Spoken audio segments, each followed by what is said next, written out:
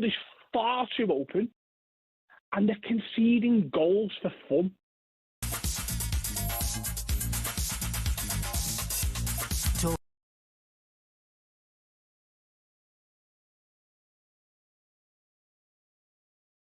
And price. Search Nissan Vans or head to your local Nissan Van Centre. With your headlines at just gone 10 a.m, I'm Nick Ellaby. Good morning. Steven Gerrard's told talkSPORT Fulham on Saturday is just as important as PSG for Arne Slot's future at Liverpool. If he can put more heat on United and Villa, and he can stay in the PSG game into next week, I think everything will be fine and in a better place in 5-6 days' time. But if this was to get any worse, I'd be worried to the manager. Gerrard says these are worrying times for Liverpool. He was alarmed with the players' talk of giving up in the defeat to Man City. So what's next for Gerrard as a coach? I'm not searching, I'm not desperate. I'm in a good place. Work-life balance is fantastic at the moment. But if the right opportunity comes, I'm all ears to listen to that. You can catch the full interview on talkSPORT's YouTube channel. Minnesota United have quickly denied rumours James Rodriguez is suffering from a muscle wasting condition. There were suggestions the Colombian midfielder had rhabdomyolysis. Minnesota say that's not true. Some breaking news. Harry Maguire has signed a one-year deal at Manchester United with a one-year option. talkSPORT understands Kobbie Mainoo is also close to agreeing a deal. More on this coming up in the show with Jim White. Now, Samir Nasri's Deliveroo habit could land him in hot water with a taxman. Nasri claims he lives in Dubai, but court documents show he bought 212 takeaways in Paris in 2022. Rugby Union and a 37-year-old Courtney Laws says he's ready and able to play for England again. Laws is leaving Brive in France for Sale Sharks. The flanker's bought himself out of international retirement. And Justin Rose says the Masters does not owe him anything. He's back at Augusta following a few near misses. 8 players maybe have won this tournament after finishing second the year before, which probably increases my odds if you look at the field. So I've got to look at that and go, okay, that's good. Happy with that. So I don't know. Like I said earlier, I can only turn up on Thursday and execute. And that breaking news again, Harry Maguire has signed a new one-year deal at Manchester United. That's with a one-year option, and we understand Kobbie Mainoo is also close to agreeing a deal as well. More at talksport.com. talkSPORT News. Kanye West's offering to visit London's Jewish communities. His condemnation of his controversial wireless performance continues, and resident doctors are on their 60th day of strike action in 3 years. Amelia's back at past. talkSPORT weather with QuickFit. Our expert technicians can't do your spring cleaning, but they can keep your car's inbuilt safety tech in top nick. Visit quickfit.com and book today. Dry and sunny for most of us, breezy around some coasts, temperatures well above average. Across Northern Ireland and Western Scotland, cloudy with a bit of rain about this afternoon.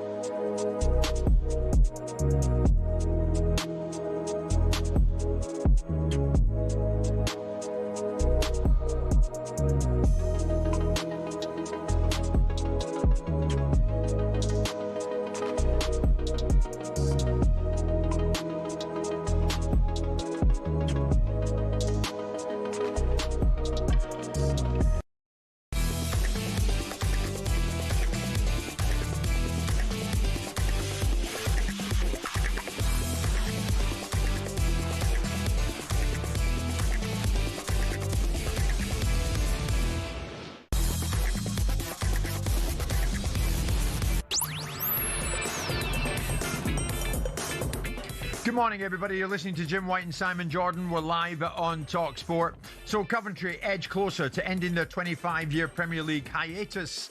Will it be a third time lucky for Lampard to prove his top-flight credentials? Meanwhile, ahead of their Champions League quarter-final, do Arsenal need to be defined by what is as opposed to what could have been?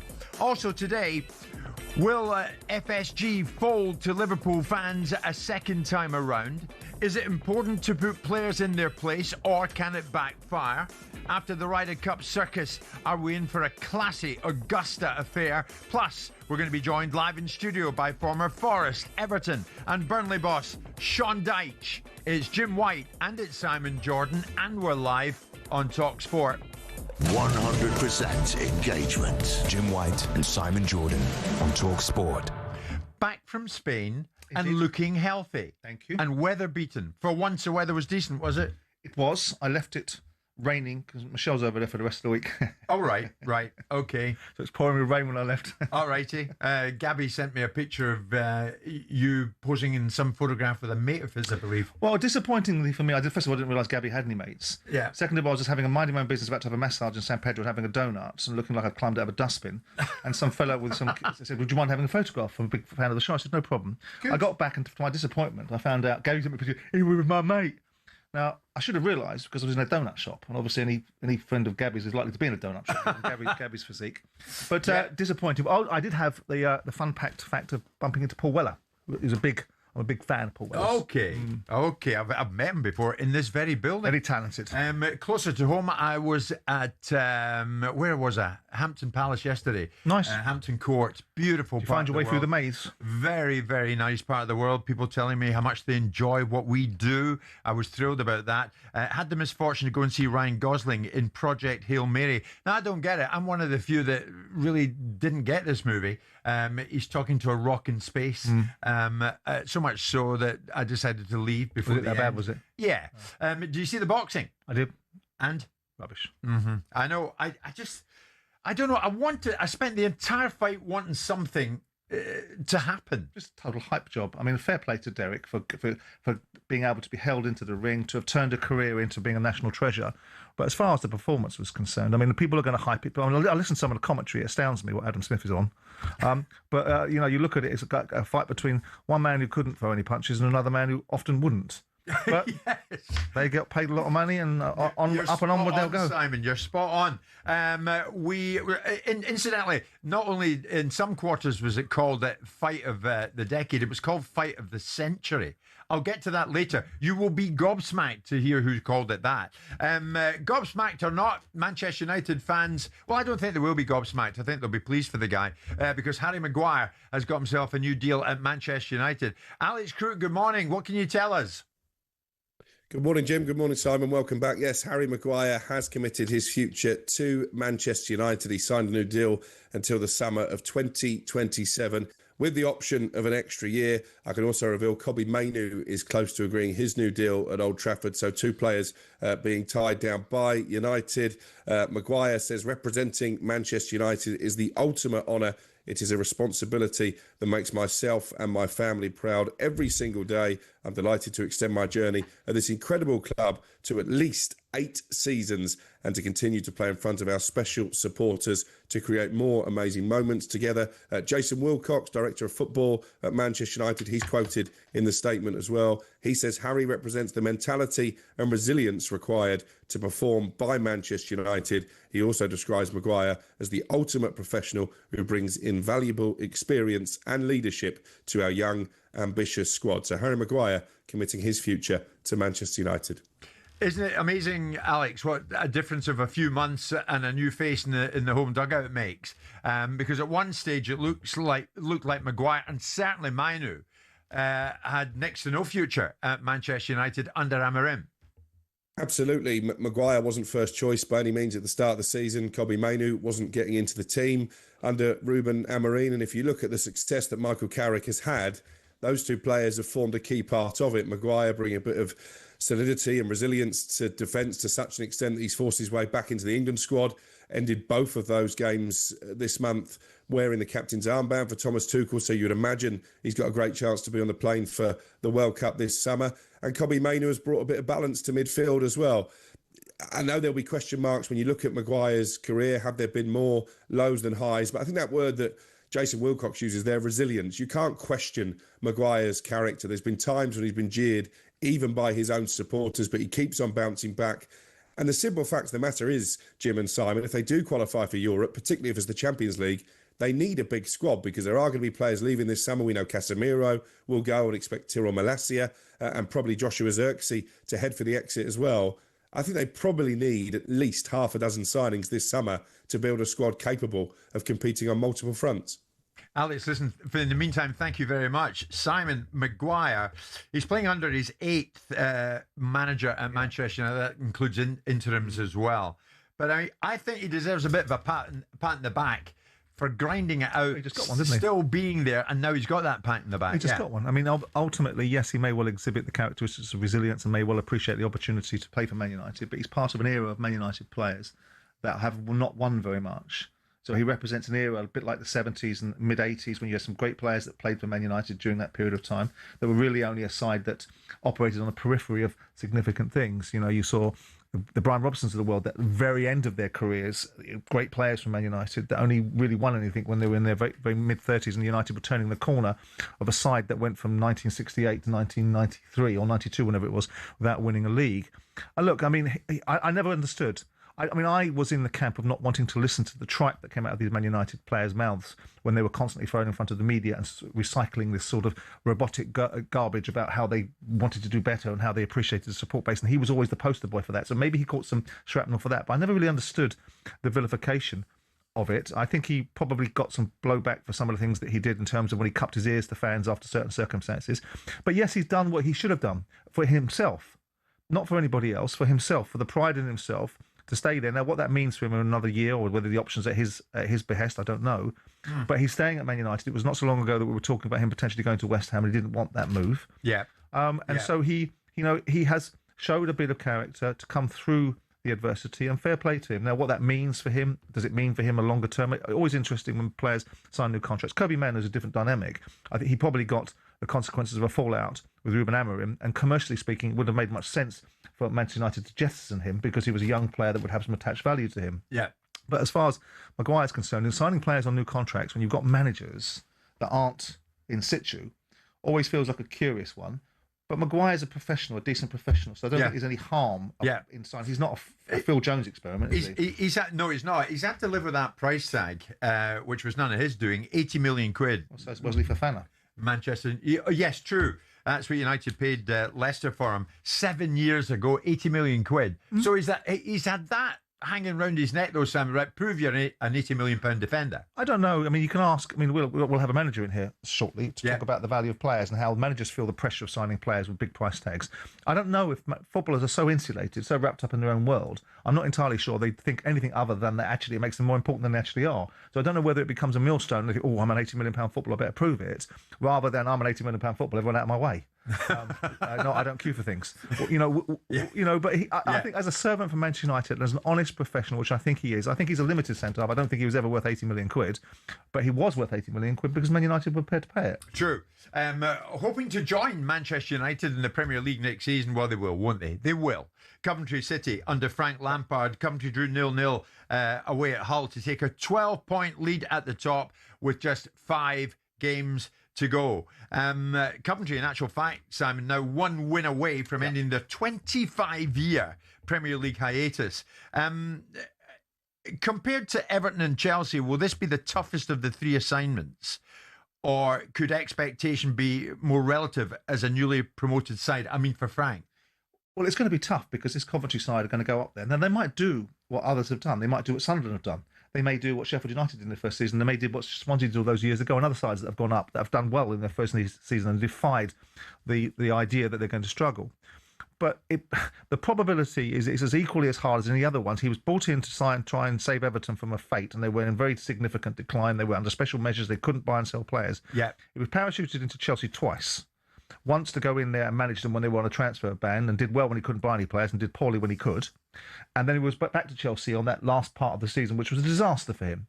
But we know that he can manage. We know that Frank Lampard can manage. We know that he can manage in the Championship. He did pretty well at Derby. He's done remarkably well at Coventry, so he deserves lots and lots of plaudits. He's done well this season. Now, going into the Premier League, the reasons why it may not be harder is because most people will be queuing up to tell you how quickly Coventry are going to go back down again.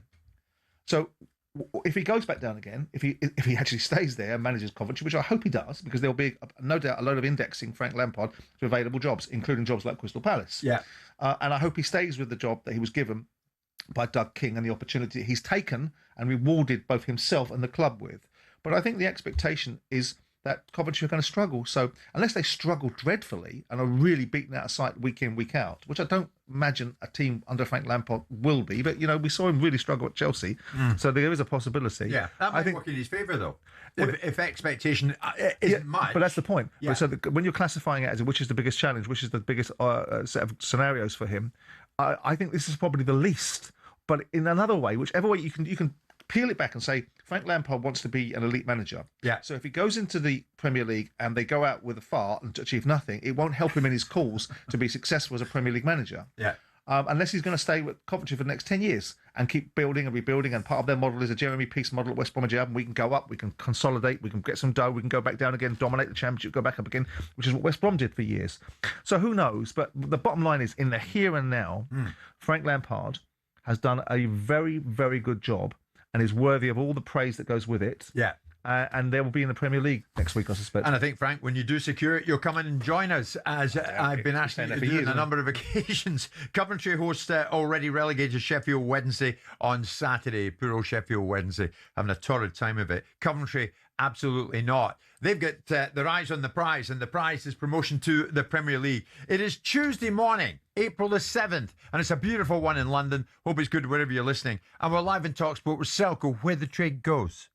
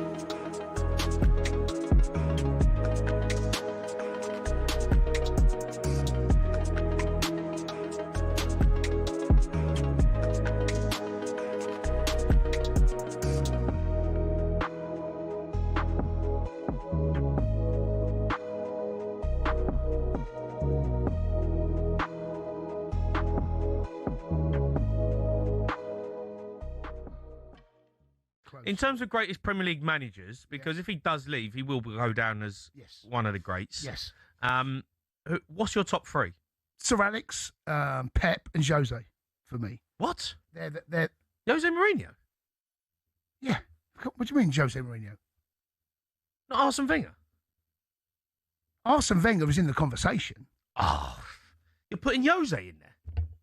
Yeah, of course I'm putting Jose in there. 5.5 years, three Premier Leagues. Arsene Wenger had Premier League all-time manager. 22 years he was there, Arsene Wenger. Won 3. Jose, 5.5. Won 3. I mean, in terms of... Sir Alex, because he was there... Sir Alex is no question, right? He's the Don. He is the Don. Yeah. Right, he's the Don. Yeah. Pep's number 2. Can't argue. Because it's longevity as well. How long's he been there, Pep? Is it 9 or 10 years? I think I'm right in saying that. If it's not 9, it's coming up for 10. 26. Okay, so 10 years he's okay. Yeah. He's won 6 Premier Leagues. Yeah. Come on.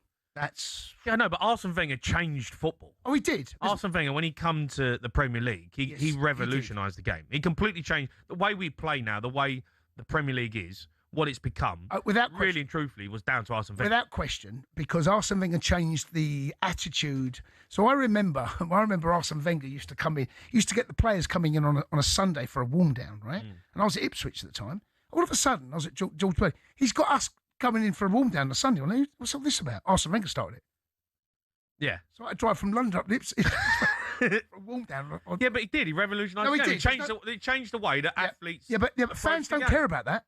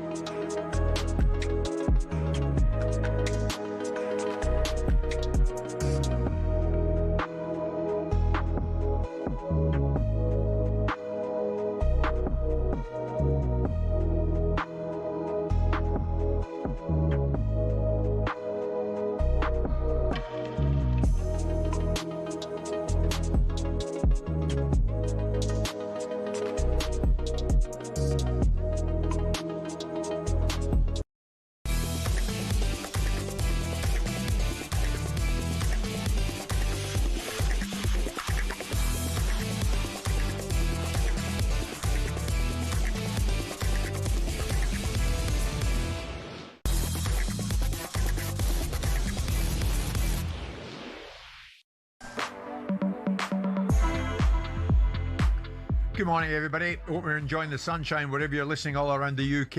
It's Jim White and Simon Jordan. We are live in talkSPORT. As always, you can watch the show as well as listen to it. We're live here, there, and everywhere. Samsung, even Prime Video, so you can watch away to your heart's content. And we're delighted about that. A lot to get through on the show this morning, starting with Arsenal. Oh, yes. Now, at one stage, and Arsenal weren't talking about a quadruple. Of course they weren't.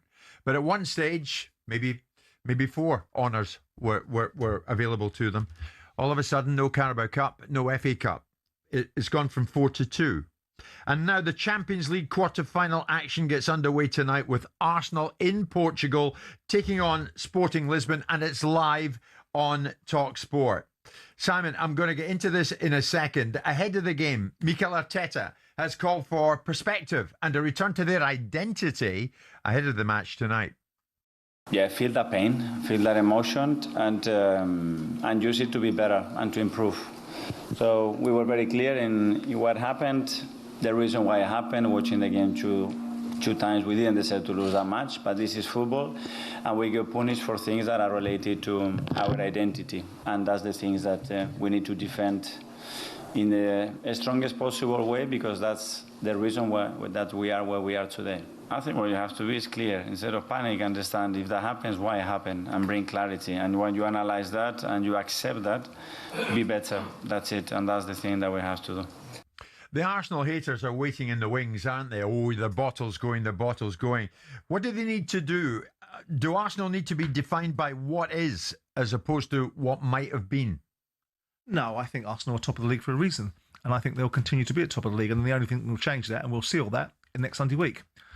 If there is a full-on challenge to Arsenal and they start to eat themselves, then you will see it starting next Sunday week at the Etihad. If they get beat by Man City, then we'll start to see a real challenge. I don't think we'll see it. I think Arsenal are top of the league for a reason. It is a poor result. Doesn't matter what Mikel Arteta talks about, the idea of we didn't deserve to lose. You did lose.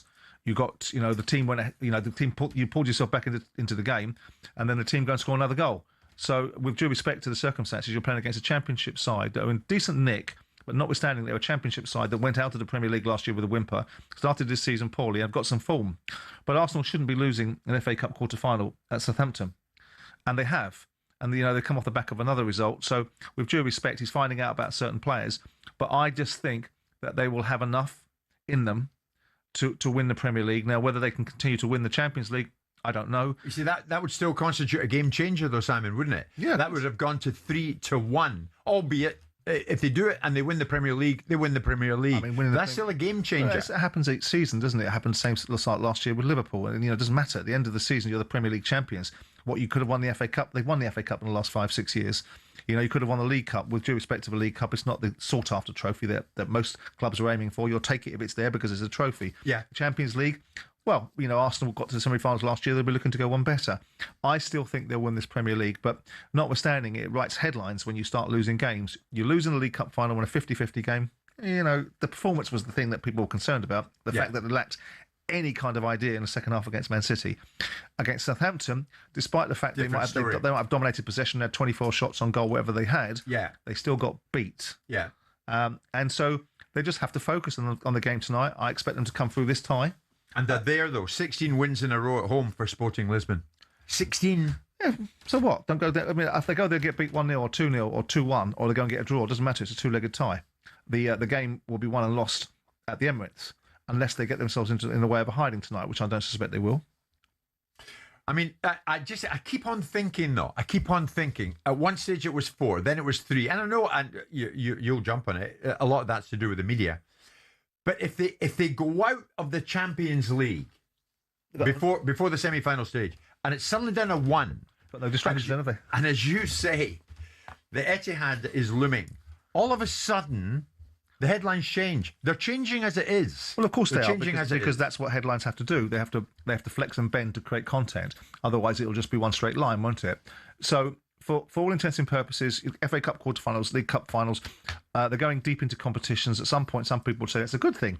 Of course, when you lose them, it's not a good thing. It's a bad thing because it sends you out a warning sign that they're going to be challenging the league. Yeah. These competitions could be a distraction. Having FA Cup semi-finals in the middle of run-ins for Premier Leagues could be a distraction. Now, I think winning games is more important than being distracted by the upside of opportunities. Yeah. But notwithstanding that, Arsenal need to get across the line one way or t'other. They're top of the Premier League after 31, 32 games, whatever it is, 31 games. Yeah. And they deserve to be there. They've had lots of silly criticism about set-piece FC and whatever else they are, and asterisks against their name, all this sort of rubbish that I just understand why there's necessity for it. But it makes, what it does make, is it makes for a interesting title race. Did we want Arsenal to be streaking away with the league right now, so there's nothing for us to talk about? Well, they want to be streaking away with it. I'm sure they do, Yeah. but we don't want them to be, and neutral observers don't want them to be. In the newspapers this morning, you'll see it, and we're going to talk about it. Arteta introduced another quirky training drill, asking his players to hold marker pens between their hands while simultaneously controlling the ball with their feet. His latest drill took place during an open 15-minute training session in front of the cameras. It all looked a bit strange, a bit quirky. This was Arteta on that. I think that training session has to have different elements, and it has to be related to the messages that we sent and the compromises and commitments that we've done between us. And I try to have all those messages and commitments as much as possible in as many situations as possible, and training was one of them. Make of this what you will. If you're watching live on YouTube, you'll see what I'm talking about. The drills with pens, as I say, there they are. Now, there's pictures, as I say, Simon, in the newspapers this morning. This was a 15-minute training session, during which time it was open. Thereafter, it was closed to the media.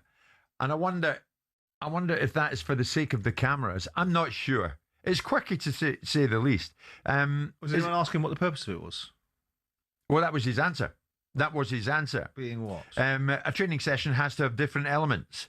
It has to be related to the messages that we sent. Yeah, I heard that. But what were they then? So what does a pen signify? Joining the dots? Look, I don't know. I mean, players have the attention span of gnats. So being able to try to keep them focused on various things, whether we think it's corny, whether we think him doing his Edison light bulb moment in the dressing room was a load of old rubbish. We're not footballers. We don't sit in that space where, you know, some of the things, I don't sit there working out dance routines.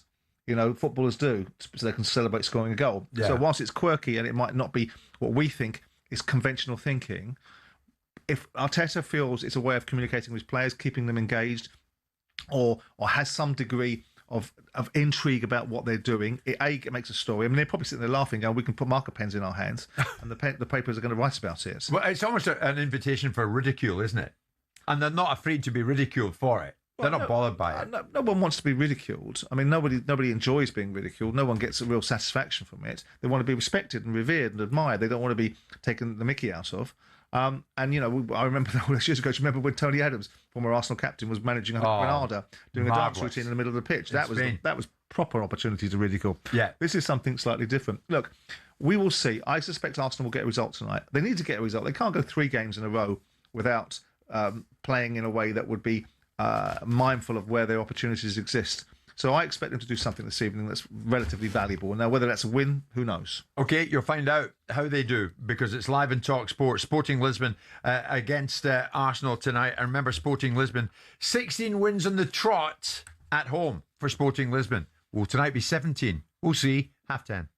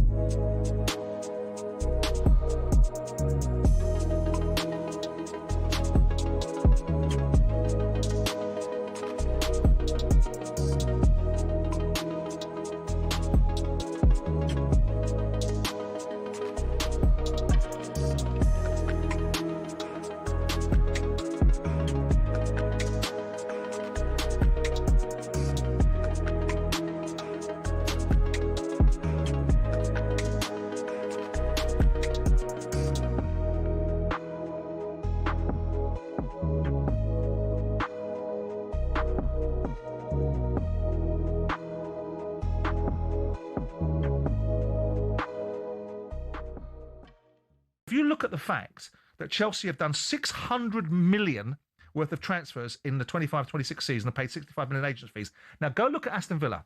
Aston Villa have done 70 million worth of transfers, 57 million worth of sales, and paid 38 million pounds in agents fees. So when you look at the ratios, you go, you did 120 million worth of business and you paid 38 million, which is about 26%. Right. Chelsea have done 600 million worth of business and paid 65 million. So whilst the numbers look horrible and in the scale of things enormous, in the representative terms of what business has been done, they're not enormous. Now, then you take the losses. Chelsea got 100, however they got it and however they concocted it, they got 125 million pounds worth of profit last year.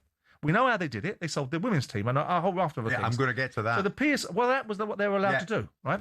And in previous times... I agree. In previous times, Man City and Chelsea were allowed to build football teams with impunity, and Newcastle can't. So we all are a product of timing, and we're all a product of opportunity, and we're all a product of creative outcomes based upon the circumstances that we operate in the time that we operate them in. So I look at this and go, yeah, they've made 250 million pounds of losses, right? If they're not worried about it and they believe they can cover the gap between the PSR and also the consequences of squad cap rules that they put into place, that they've got consequences on already, then that's their business. But it's up to us to observe it. And if Chelsea are the biggest spenders on agents and the biggest spenders on transfers and have the biggest losses, how on earth can Behdad Eghbali, who you met recently... Yeah. Amen Corner, perhaps the most feared run of holes in golf. Each year, it claims the tournament hopes of many, with balls hitting bunkers and water traps aplenty. But why is it so fearsome, and where did it get its name? Just the thoughts of holes 11, 12 and 13 at Augusta National gives the likes of Rory McIlroy and Jordan Spieth the shivers. McIlroy hit 3 over and Spieth hit 4 over in their final rounds to blow their hopes of a green jacket in 2011 and 2016 respectively. But did you know Amen Corner's name is inspired by a jazz song from 1933? American sports writer Herbert Warren Wint, on the left here, wrote about it in 1958, referencing the song shouted in that Amen Corner when describing the run. Hole 11 is a par 4 over 520 yards with a green guarded by a pond and bunkers to the front edge. 12, perhaps golf's most famous hole, is a par 3 over just 155 yards. The green's guarded by Rays Creek at the front, more bunkers and azalea bushes ready to punish the smallest error. Then there's the 13th that teases the hook shot over the trees. It's a dogleg par 5 over 545 yards that's inviting for big hitters who want to reach the green in 2. If you want to win the Masters, you have to keep your score down around Amen Corner. So who'll be the next to fall victim to golf's most famous and most daunting challenge?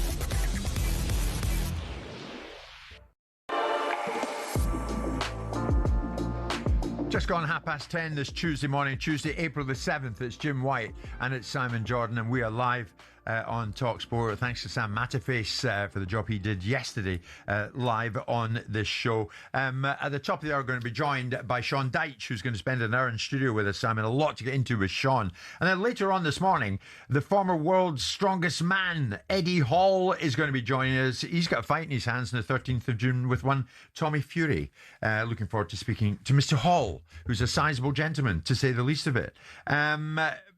Looking at the Liverpool situation, Simon, all of a sudden, a bit akin to Arsenal, Liverpool not going in the direction that they hoped things would go in. They go to Manchester City and lose in the Cup. Now it's the Champions League, and it's a big one against Paris Saint-Germain. But Liverpool fans are set to begin protest against the club's plan to increase ticket prices over the next 3 years. Fan protests will begin at Saturday's game with Fulham, and there are calls to stop spending money inside Anfield and instead buy goods from local businesses. Last month, Liverpool announced multi-year pricing, which will lead to a 3% increase starting next season and then align with inflation until 2028-29. The rises would be capped at a maximum of 5%. So what it boils down to is something like this. Adult season tickets will increase by £53, between £53 and £67 over the next 3 years, which Liverpool says equates to no more than £3.50 a game. The increase in prices will bring in about £1.2 million a season. Having said that, Liverpool announced record revenues of £703 million in their latest annual accounts up to the 31st of May 2025. But that's what we're looking at. A multi-year pricing which will lead to 3% increase starting next season. Jay McKenna is a committee member of the Spirit of Shankly group, and Jay joins us live. Jay, good morning. What, as you see it, is the problem with this? Well, it's unnecessary as far as we're concerned, and we've been involved in those conversations with LFC over the last few months, talking to them about their plans for ticket prices. And as far as we're concerned, this was unnecessary. As you yourselves have just said, Liverpool Football Club have made record revenues in excess of £703 million. The amount of money this raises is insignificant to LFC, but fairly significant to fans. We're really worried about the long-term impact of this. You know, you mentioned there the potential increases next season and beyond. LFC will go with the lower end of what they believe inflation could be. But, you know, what we've seen across the Middle East and indeed across the world in recent years, inflation could be much higher, as high as 5%. There could be a 13% increase on ticket prices for supporters. Tickets reaching the £70 mark, season tickets costing in excess of £1,000. All the while, football seems to be making more money, and Liverpool Football Club making more money than ever before. But Jay, is what, it necessary what, to take what I would say, you know that the club has frozen prices, I think, in 8 of the previous 10 seasons. So they have. You've become a bit cushioned to that, have you? And I don't think we have. Because the context for Liverpool Football Club freezing prices for the last 8 of the last 10 seasons was because 10 years ago, they tried to put tickets up to £77 and fans walked out of the stadium en masse, angry at their plans to do that. And that forced Liverpool and their ownership into retreat. And the ownership apologised, admitted they'd got it wrong. They froze prices. They froze them for a number of seasons. The other impact in the last 10 years was a COVID pandemic. I'm not entirely sure we can give LFC credit for freezing prices in 8 of the last 10 years, when firstly, it was because they tried to put them up to £77 and we all protested and said no, and they admitted they got it wrong, and then a global pandemic hit. You know, there is some context to those freezes in 8 of the last 10 years, during which time, it should also be said, LFC have been extremely successful in their revenue growth. It has grown significantly without ticket prices. So what about this time? Do you see your protests, Jay, do you see them sending the Liverpool hierarchy into retreat again? I would encourage Liverpool, and I'm the chair of the supporters board as well, and we've been talking to them about this. I'd encourage them to get back around the table and avoid this if necessary. We've had these conversations with ownership in the past. We've had them with the club more recently, and we have said to them, we don't want to be doing this. We don't think you should be putting up prices. We think you should be talking to us about what we can do instead and look at alternatives. The club has big issues about its costs. We absolutely get that. We've seen the recently published agent figures. Liverpool spending around £33 million on agent fees in the last 12 months. We absolutely think you could address things like that. We absolutely would encourage you to look at alternatives around sponsorship to raise this revenue instead. We're just saying don't take it from our pocket. So if Liverpool are worried about this, and I think they should be because the fan sentiment has been pretty strong in reaction to it, they should sit back around the table with us and look at alternatives. Simon, do you think the club should be worried, as Jay is suggesting? Look, I mean, first of all, talking about revenue is relatively incidental if the underlying profits aren't particularly high, which they aren't. So if you look at Liverpool's underlying profits, whether you agree with how the club's being run with your innate expertise on how to run a football club is irrelevant. The fact of the matter is you've got £700 million turnover with £8 million worth of profits. So the margins that you're making because of the industry that you're in are very slender. You look at the previous years before that, and Liverpool lost 50 million last year in the 23 to 24 accounts. The year before they lost 8 million quid. It's irrelevant to suggest what's happened in terms of freezing prices because most football clubs around the country, whether they've had COVID or not, have put their ticket prices up. So this is not a unique phenomenon to Liverpool. This is a phenomenon that's occurring across the landscape. It's an interesting argument because fans will make it that it's their football club. Or if it's your football club and the owners are just sitting there holding it for you and obviously they're just custodians, then you won't mind coming to the party and helping to fund it. If you think you can sit in expertise and talk about £33 million of agents' fees in a marketplace where you spent £500 million on transfer fees, and we're talking about £33 million over the last 2 seasons, I don't think it's a particularly fruitful conversation. But they're well within their rights. I mean, you can't, on one hand, say to football supporters that they're the most important part of a football club, that when COVID was around, the only thing that was really missing, the most important thing that was missing was the fans, and then say when they have an opinion that you don't like, shut up and sit down. But there's this balance. I mean, I look at it and say, if every other football club in the Premier League, which they pretty much are putting up their ticket prices, I don't think Liverpool, I mean, we can talk about the slippery slope to 13%, but I think Liverpool are suggesting they're going to cap it at 5%. I hate things being indexed to inflation. I hate the idea that everything has to be indexed to inflation. If you've got to deal with a doctor's pay, you've got to take it back 15 years and deal with inflation 15 years ago when people joined the job 10 years ago. So I understand all of the arguments. But my attitude is to find a balance. Now, if that balance is you want to raise prices, and it seems such a small argument to have, if you're trying to raise £3.50 per game on 34,000 season ticket holders, which is always curious to me, Liverpool's such a big club that supposedly love their fans, why they've got such a tiny season ticket base? In terms of most clubs have a 70 to 80% of their fans are season ticket holders. There seems to be a whole raft of contradictions. But do I like militant outlooks from fans dictating to football clubs how they should run their finances? Not particularly. What happens if FSG retreat on this one again, as they did some time ago? Will they lose faith? Look, I didn't agree. I understood why they did what they did during COVID, because every other business in the country was able to get furloughs. Apparently, football clubs aren't. They weren't allowed to do it because Liverpool fans still thought it was the wrong thing to do, and Tottenham Hotspur and Liverpool did it, and they said there's inordinate amounts of money. Yeah. The only people there's inordinate amounts of money in football for are agents, managers, and players. And if you're fortunate enough to be able to sell a football club for its capital value you think it's worth, then maybe one day you'll make your money back. But the idea that you balance things off between what fans should and shouldn't have, again, it's a trade-off. You have to find the balance between. But for me, if I want to pick a fight with fans, I'll pick it for more than £2 million. Right. You said a militant fan group. Is that how you see the Spirit of Shankly group? Well, I don't really like the observation that you can sit there telling people that run football clubs how they can do it better. Do you see yourselves as a militant fan group, in conjunction with everybody out mentality? Yeah. It's funny, Jim, because the last time we got called militant as a fan group, it was by Christian Perslow, who is the then managing director of LFC. And Christian Perslow, in his own podcast just the other day, questioned why Liverpool Football Club were increasing ticket prices by the amount they were and picking the fight with fans. The idea that calling us militant and suggesting, we don't want what's best for Liverpool or we don't know about running these football clubs. We sat in front of the owners. I've sat in front of the owners. I've sat in front of the board of directors of LFC. I've sat in front of senior officials at LFC many times over the years and been more than willing to work with them. You mentioned agent fees. Liverpool, like all clubs, will want to address agent fees. We've extended that offer to them because we as a fan group and supporters at the FSA AGM last year wanted to back a motion that said we should cap agent fees because that's money that goes out of the game. But that's wonderful.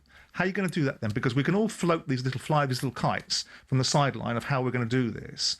But the actual reality of actually doing something, rather than theorising about it, is vastly different. Well, just a few years back, about 10 years ago, people told us that we couldn't get a £30 away cap on ticket prices. The Premier League and the clubs told us again and again and again it was not something that was possible. And for the last 10 years, we've had a £30 cap on away ticket prices. We got told we didn't need a regulator in football. Football fans and others who are interested in this have campaigned for, and we've seen legislation that's introduced a football regulator. Well done. And you'll be very proud of the outcomes when you get them. Yeah, okay. Jim, you don't have to like it, Simon, but you're asking me why we would do this. No, I don't. I'm also having an alternative view. That's all. You are, and that is absolutely fine. We can have alternative views. Liverpool Football Club have alternative views to us. And they've tried to get... I'll take your point about agents, because I'm a major disliker of agents, as you may well appreciate. But it's already been tried and established that you, for whatever reason, UEFA and the governing bodies cannot legally overturn the agents' rights. I would love to put a cap on agents. I would be behind you guys, singing and dancing for the cap on agents. But unfortunately, it's been challenged for the European courts. It's been challenged and overturned in Holland. It's been challenged in other parts of the world. And unless you're going to get the governing bodies of sport to be able to introduce a cap on agents, all you're going to do if you do it in the UK is prejudice the British clubs against what the overseas clubs will do. Jay, getting back to the key point, basically what you're saying to me is, even though it boils down to it equates to no more than £3.50 per game, the increase, £3.50, you're not having that. No, because this isn't the end point for it, is it? Liverpool Football Club want to put ticket prices up for the next 3 seasons. Are we imagining that's the end destination? Football, I wish football really, really cared about inflation like it says it does now, because ticket prices have gone up by more than 800% since 1990. If only it would have followed inflation then, I would happily tell them to put it up by inflation every year if they went back to where it should be. But where's the money gone, Jay? Just out of curiosity. I understand the point that you're making, and I don't disagree with lots of it, but where's the money going? If I had my way, I would have had a lot more controls. If I ran football, unfortunately I don't, I would have had a lot more controls over where that money should go. And fans will talk about that, and the agent fees is a part of it. What we're actually saying to Liverpool, though, is we're not saying to Liverpool, don't make more money. We're not saying to Liverpool that you shouldn't look at your cost base and want to grow your revenues and grow your profit. I want Liverpool Football Club to be extremely successful financially, because as I've seen what they've done in the last 10 years, whilst they froze prices in the main, we've been very successful. We've grown our commercial revenues. We've invested that smartly on the pitch. Yeah. We've won trophies, and I've had some fantastic days out. What I'm saying is the £1.2 million this year and the small increase and the increases in the consecutive years are not going to be the difference between LFC signing Florian Wirtz or Alexander Isak or players like that. In a sentence, you're set to begin protest this weekend ahead of the game, or maybe during the game, with Fulham. Tell me more, very briefly, what do those protests look like? Well, there's a strong sense that we've seen to supporters already, and what we've heard from them is they don't want to be giving Liverpool Football Club more money and encouraging people not to spend in the ground. You say, Jim, there, it's only a couple of pounds. Supporters spend more than a couple of pounds in the ground, and they've come to us saying they don't want to be giving Liverpool more money. And what LFC sells around the world is our support. It's the flags on the cop, it's the passion inside Anfield, the players, managers, past and present, have spoken about how important that is. And you look at anything LFC sells in its merchandise, it includes all the pictures of the cop. And what fans are telling us is they want to withdraw their support. And starting at Fulham and escalating until the ownership listen to the Liverpool supporters will take action until they feel they've been heard. Okay, Jay McKenna, thank you so much. Jay is a committee member of Spirit of Shankly Group. FSG have folded once, will they fold again? We shall see.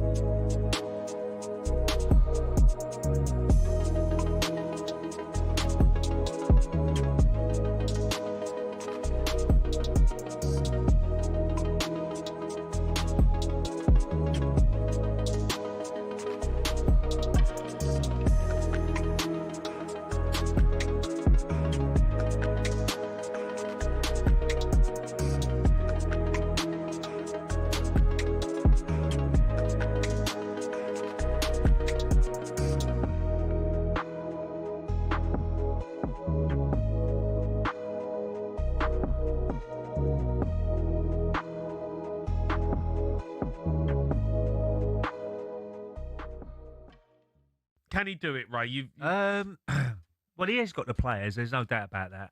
I think Tudor, they made the right decision getting rid of Tudor. Yeah. There's no doubt that he wasn't the man to get the best out of the players. You could sense that they wasn't having him at all. No. And if you lose the dressing room, some big players in the dressing room, you're in trouble straight away. Probably the press didn't help him when he was going to the press saying they got to run more, they got to do this more. You can say to the players individually that, but you don't do it in the press. Yeah. Straight away, you're on the back foot. Yeah. For me, Yeah. as a player. What about Romero, Ray? Because you're not Yeah, happy I'm not with... too sure about his attitude at the moment. Look, De Zerbi might be totally different with De Zerbi.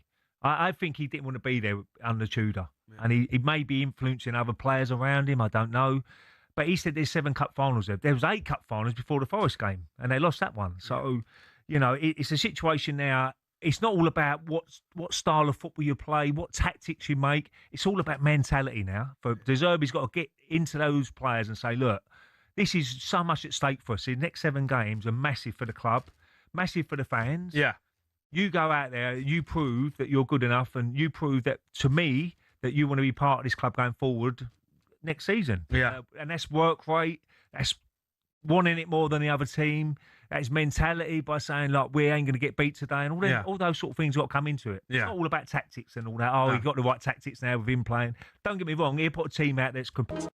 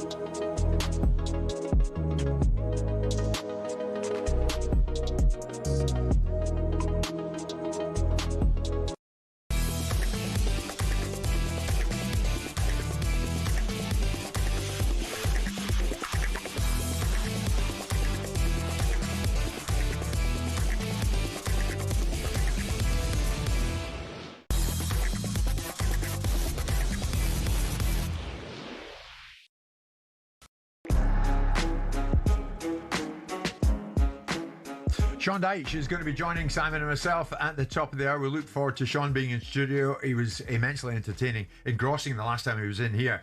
Looking forward to Sean joining us. Just on the ticket prices at Liverpool, Simon, having listened to Spirit of Shankly Group Committee member Jay McKenna, they feel they very much have a case and they want to be taken seriously, and they are taken seriously by FSG. Yeah, sure. What's your take on it? What's your take away from it when it boils down to the fact that it's no more than £3.50 a game? Well, I mean, it's a lot more than that. Surely It's a bigger argument. Surely than they must that. accept if costs rise, there must be some degree of sharing of those costs in their football club. Yeah. Interestingly, they bristle to the notion. I don't like the parallel being compared to Christian Pursley. Thank you very much. But I guess the language that I used might have been similar to what he did. We don't just want to attack the season ticket prices. We want the fans out of the stadium, and we don't want them buying anything in the stadium, and that's not militant. Okay, interestingly, I mean, it would be the first time I imagine anyone from Liverpool aligned with a Tory party that introduced the independent financial regulators. They must be delighted with that. Look, they're entitled to an opinion. The fact is that this guy in his bedroom can run football better than all the other people, I suppose, is something you should take at face value. He can go in there and he can fix all the ails of football. He can go and fix all the agent situations where all the courts around Europe have been challenged by the agents. He can go and fix that overnight, and he can tell Liverpool, and of course he's responsible for some of the commercial revenues.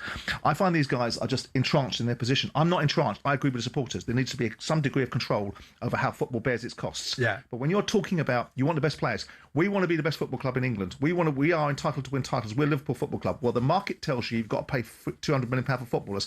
Yeah, but we ain't got to pay for that. Well, who's got to pay for that then? The guys that are getting all the money. You mean the players and the managers? No, not them. The guys that own the football clubs. But I just told you, lost 50 million quid last year. Don't care about them. We don't. It's our football club, but we don't want to pay for it. But here's the thing: when they do speak up, you call them militants.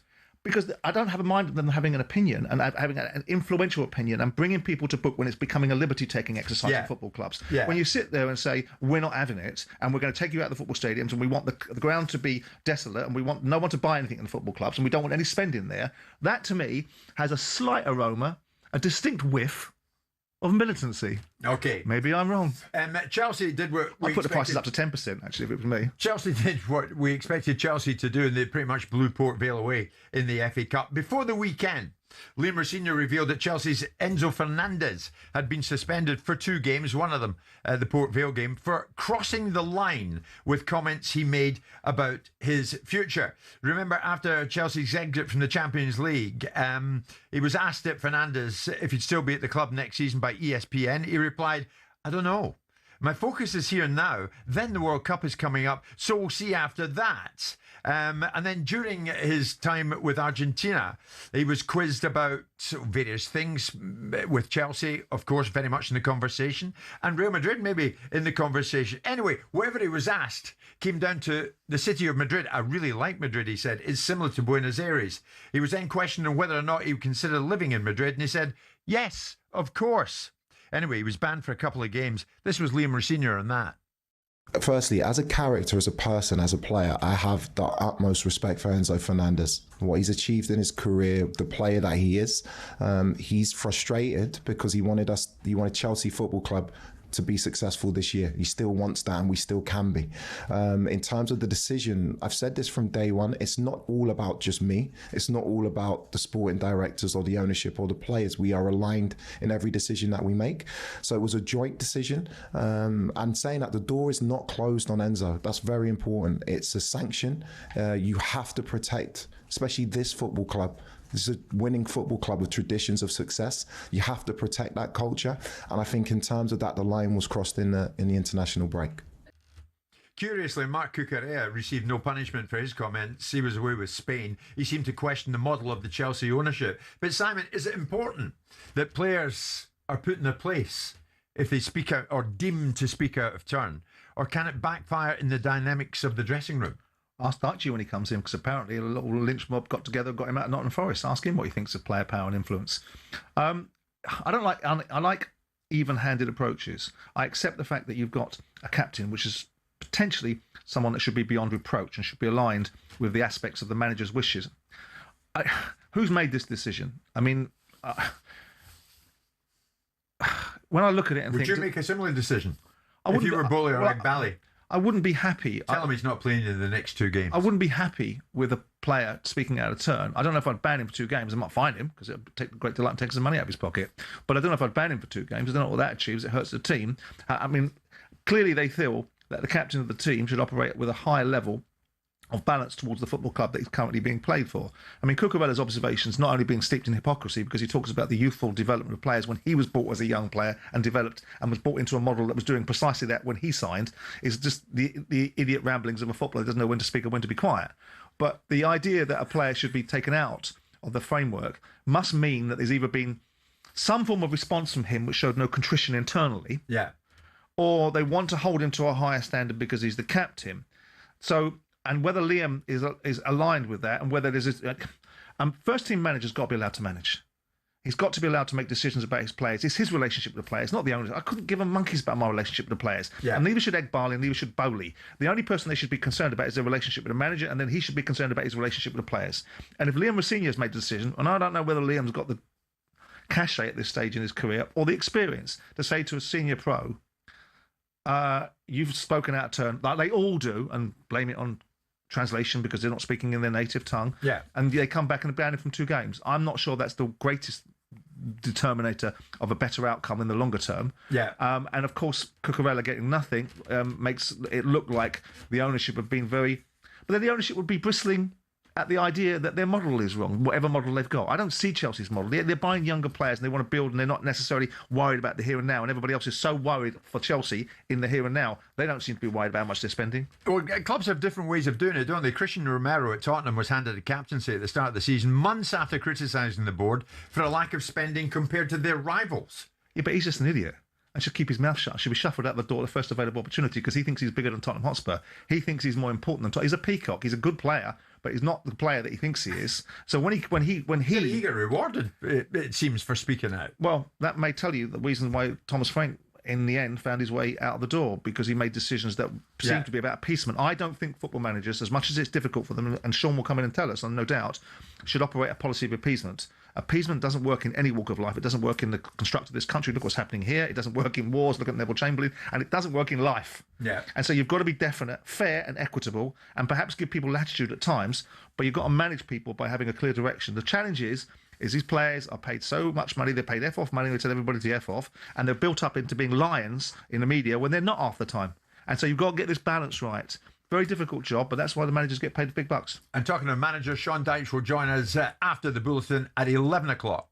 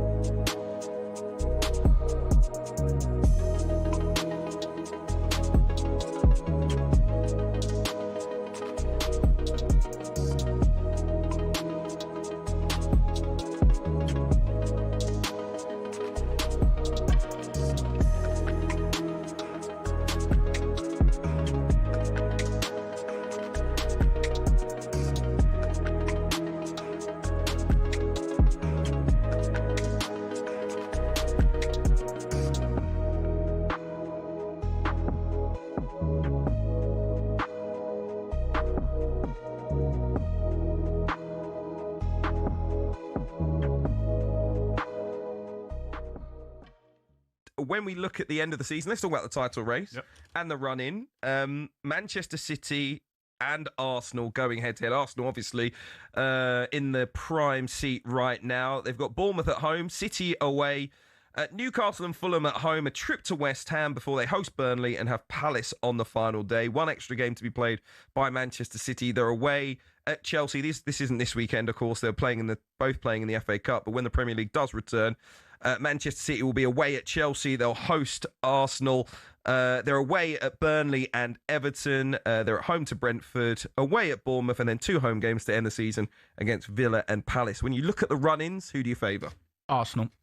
I think they've got a better run-in, and from Arsenal's point of view, if they can't get that done, I'll be shocked. Yeah. I'll be shocked. I think they've been brilliant all season in terms of the way they've managed games, the way they've won games. Going back to that, they've just won games. They haven't been brilliant on the eye at times. Who cares in their camp? Who cares in that dressing room? Just get it done. And now when I'm looking at the run-in, that is a favourable run-in for Arsenal. They've got the Manchester City game. They can even afford to lose that. People are talking about the final the other day. Well, you can lose that game, and I still back you to win all of the other games anyway. So, if they don't do it, I don't know. If they'll never do it if they don't do it this season. I think it has to be Arsenal, who have a 9-point lead at the moment. Obviously, City have a game in. talkSPORT Sports Update, powered by the Nissan Van range, helping business owners to work better and live better. Search Nissan Vans or head to your local Nissan Van Centre. With your headlines at 2 minutes past 11, I'm Nick Ellaby. Good morning. Some breaking news this hour. Aaron Ramsey has retired from football at the age of 35. He hasn't played since leaving Mexican club Pumas in December. Ramsey's not played for Wales since September. Harry Maguire signed a 1-year contract extension at Man United. That's with an option to extend for 1 more. Director Jason Wilcox says Maguire has the mentality and resilience they need. Our chief football correspondent is Alex Crook. I know there'll be question marks when you look at Maguire's career. Have there been more lows than highs? But I think that word that Jason Wilcox uses there, resilience, you can't question Maguire's character. There's been times when he's been jeered, even by his own supporters, but he keeps on bouncing back. We understand Maguire's taken a pay cut to stay and could have earned more if he'd left on a free. We're told Kobbie Mainoo's close to agreeing a new deal at Man United as well. Now, never mind PSG tomorrow, live on talkSPORT. Steven Gerrard's told us Liverpool's game with Fulham on Saturday is just as important for Arne Slot's future. If the ownership and the people above, they see that gap to Villa and United stretches or gets any worse, I worry for the manager's position.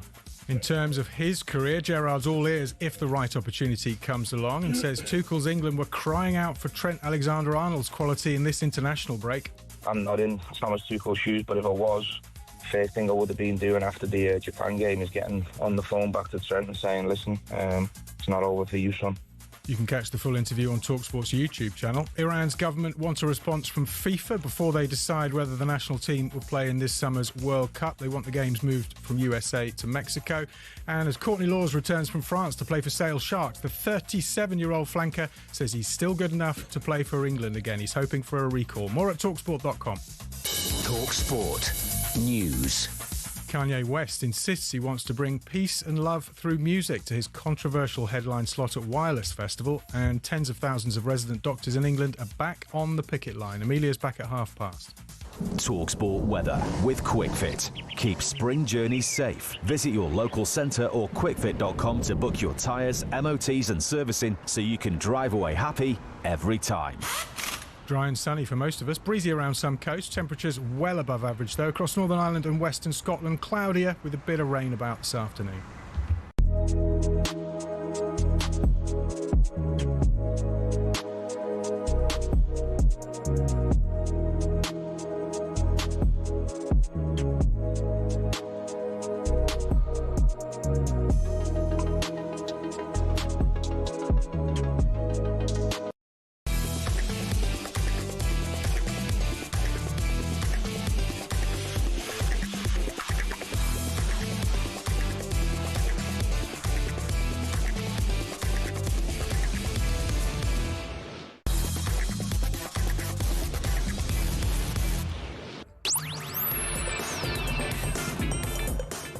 Good morning, everybody. It is Tuesday morning, Tuesday, April the 7th. It's 11:05. It's Jim White and it's Simon Jordan. We are live on talkSPORT, live on your TV as well. Everywhere you look, you can see this show. Samsung, Chromecast, Google TV, even Prime Video. Whatever you want to watch us, you can do just that. Arsenal in Champions League action tonight. It's a quarter-final first leg. They're in Lisbon to take on Sporting Lisbon. Elsewhere, the small matter of Real Madrid against Harry Maguire's Bayern Munich. And then tomorrow night, it just cracks on, does it not? Liverpool in Paris to face PSG and Barcelona against Atletico Madrid. The Champions League, it is the business end of that competition. Simon and I in studio, yeah, but two's become three, and I'm delighted to say that former Burnley, Everton and Nottingham Forest manager Sean Dyche has stopped by just for the hour, which is great. And Watford. And Watford. Come on. I'm sorry about that, Sean. Good morning. Morning. Good morning. You were one of many at Watford, of course. Well, I was beginning the end of when it changed. I was the first one to go under the pot size. Then they had 47 after that. Did you start it, Sean? Yeah. I recommended they should keep changing the manager. It is good to have you in because there's so many areas of the game that we want to get into with you in the next hour. From Nottingham Forest, though, to the talkSPORT studios with Johnny Owen at the weekend. I mean, are you settling yourself back into the world of punditry?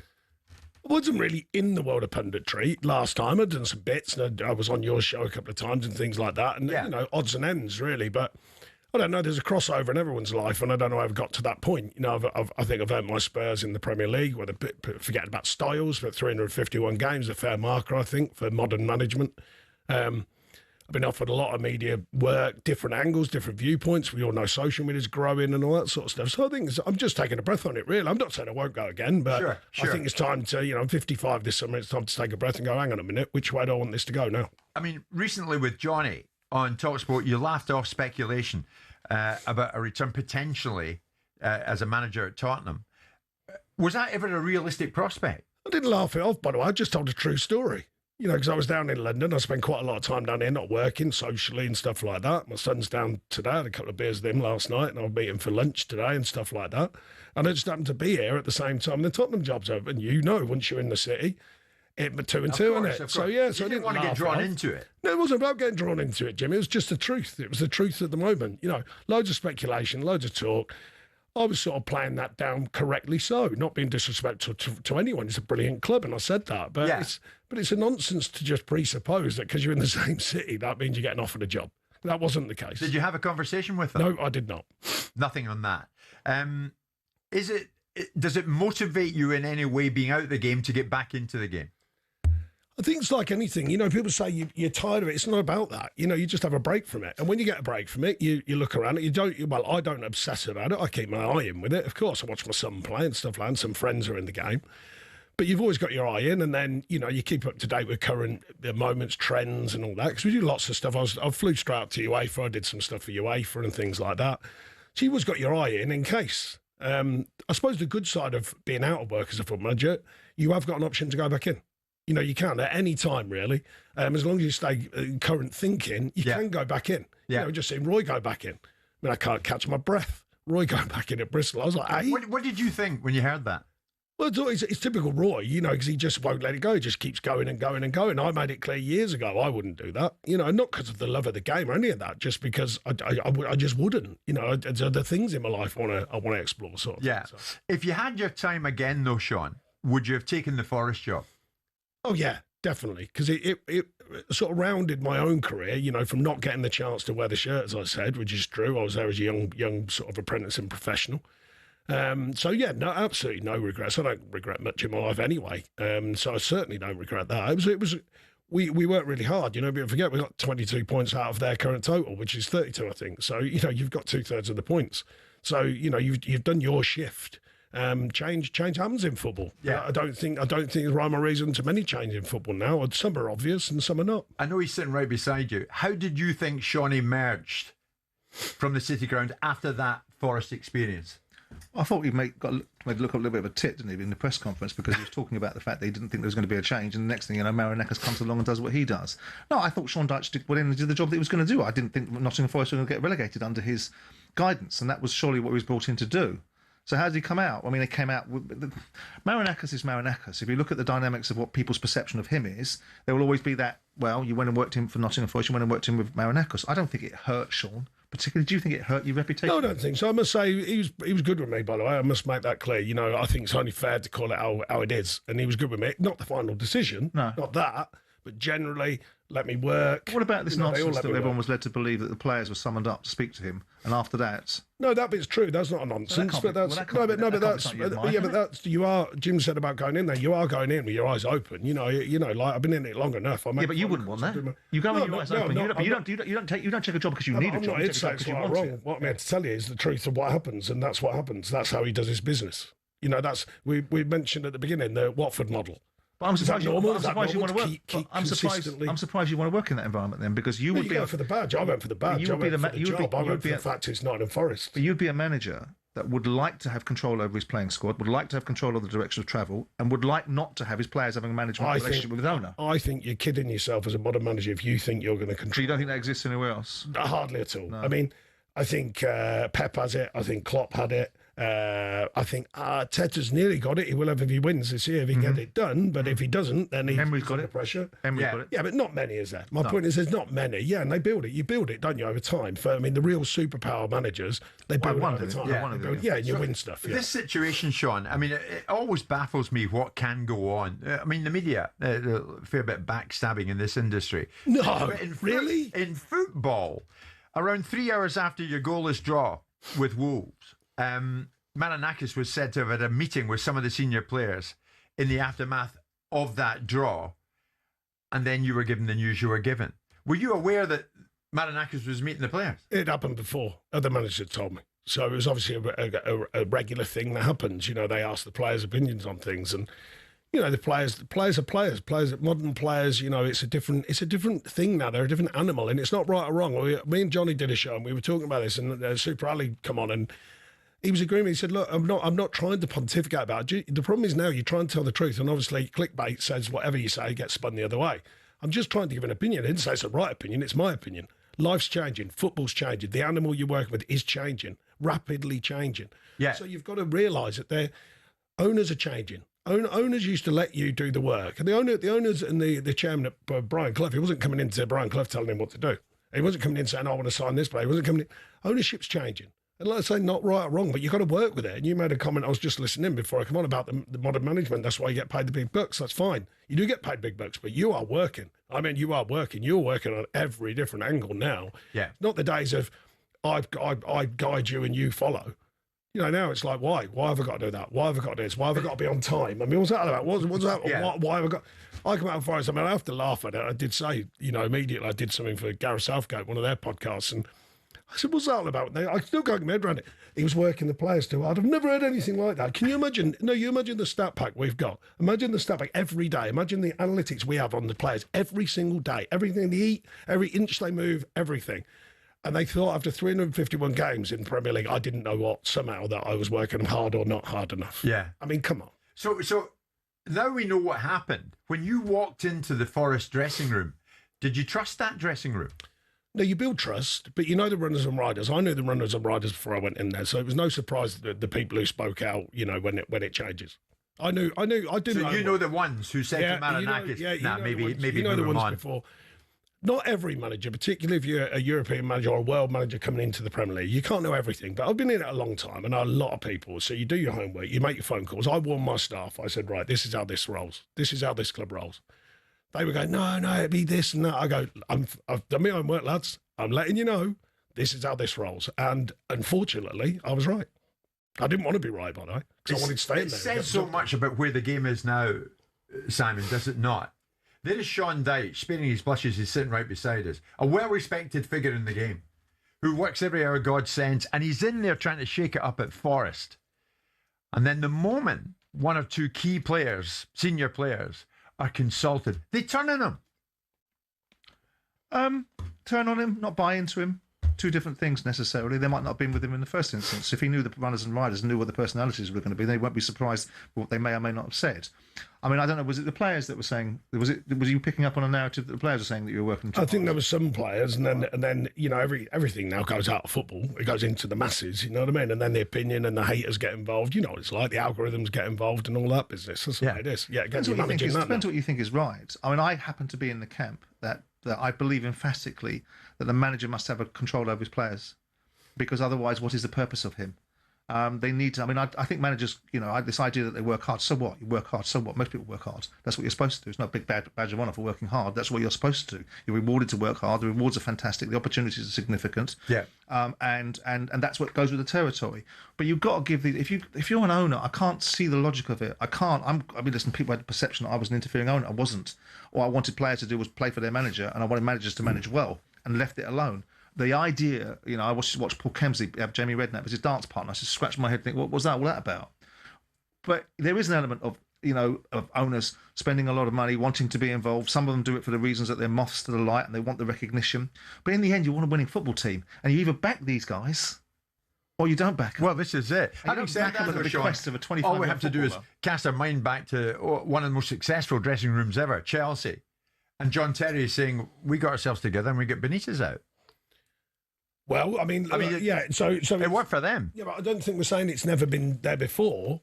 I just think it's growing. The power of the player is growing, you know, rapidly. But like I was saying, you know, the thing is when we talk about this stuff, I'm trying to tell it how it is, not whether it's right or wrong. Sure. Other people can decide whether it's right or wrong. Yeah. That's everyone's opinion. Yeah. I'm just telling you how it is. Yeah. That's how it is. So, you know, when you leave us said, you've got to manage that. You've got to find a way of managing that scenario. When you leave us at 12 noon, he and I'll be talking about you. You know that. Well, yeah, but behind your back. That is absolutely, that's the industry we're in. Sean Dyche with us live this Tuesday morning on talkSPORT.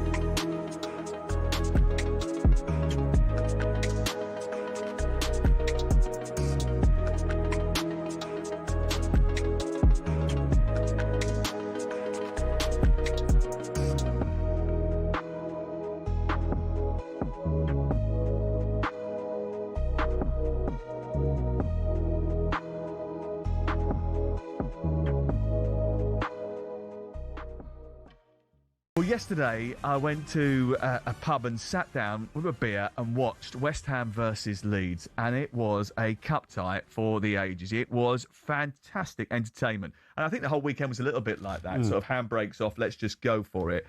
But Leeds United deserve a lot of credit because they could have crumbled when they let in 2 goals in stoppage time. I don't know where West Ham were for the first 91 minutes, but certainly later in the game they came into it. They did have a couple of goals disallowed in extra time as well. And by the way, I'm the biggest advocate of getting rid of extra time and going straight to penalties. But yesterday might have maybe changed my mind. Yeah, agreed. I mean, much like when I scored at Fratton Park, I think I timed my run to perfection. Because, Sorry. How does an FA Cup quarter-final compare to your goal at Fratton Park? Because I turned up in the pub having had a family day when they went into stoppage time at the end of normal time. So I saw all the drama of the 2 West Ham goals. Castellanos going through and thinking he made it 3-2. And as you say, the extra time was absolutely brilliant. It was like a basketball match, which you don't normally get in that extra half an hour. We nearly got the story, didn't we, with a 20-year-old kid coming on and saving a penalty and making himself the hero. But, yeah, just a brilliant cup tie. And, listen, this competition takes a bit of a kicking, but I was at St Mary's Saturday night. That was what the FA Cup was all about. And try telling those Leeds and West Ham fans who've not been to a final or won the cup for decades, for generations, the FA Cup doesn't matter. I don't think superb. It does take a kicking. I think that's just a phrase that people use just to sort of, to blithely, actually, because I don't think it does take a kicking. I think we all enjoy the FA Cup. I go back to the last couple of years. Look at Crystal Palace's run to the FA Cup final and subsequent success. It's brilliant for the FA Cup.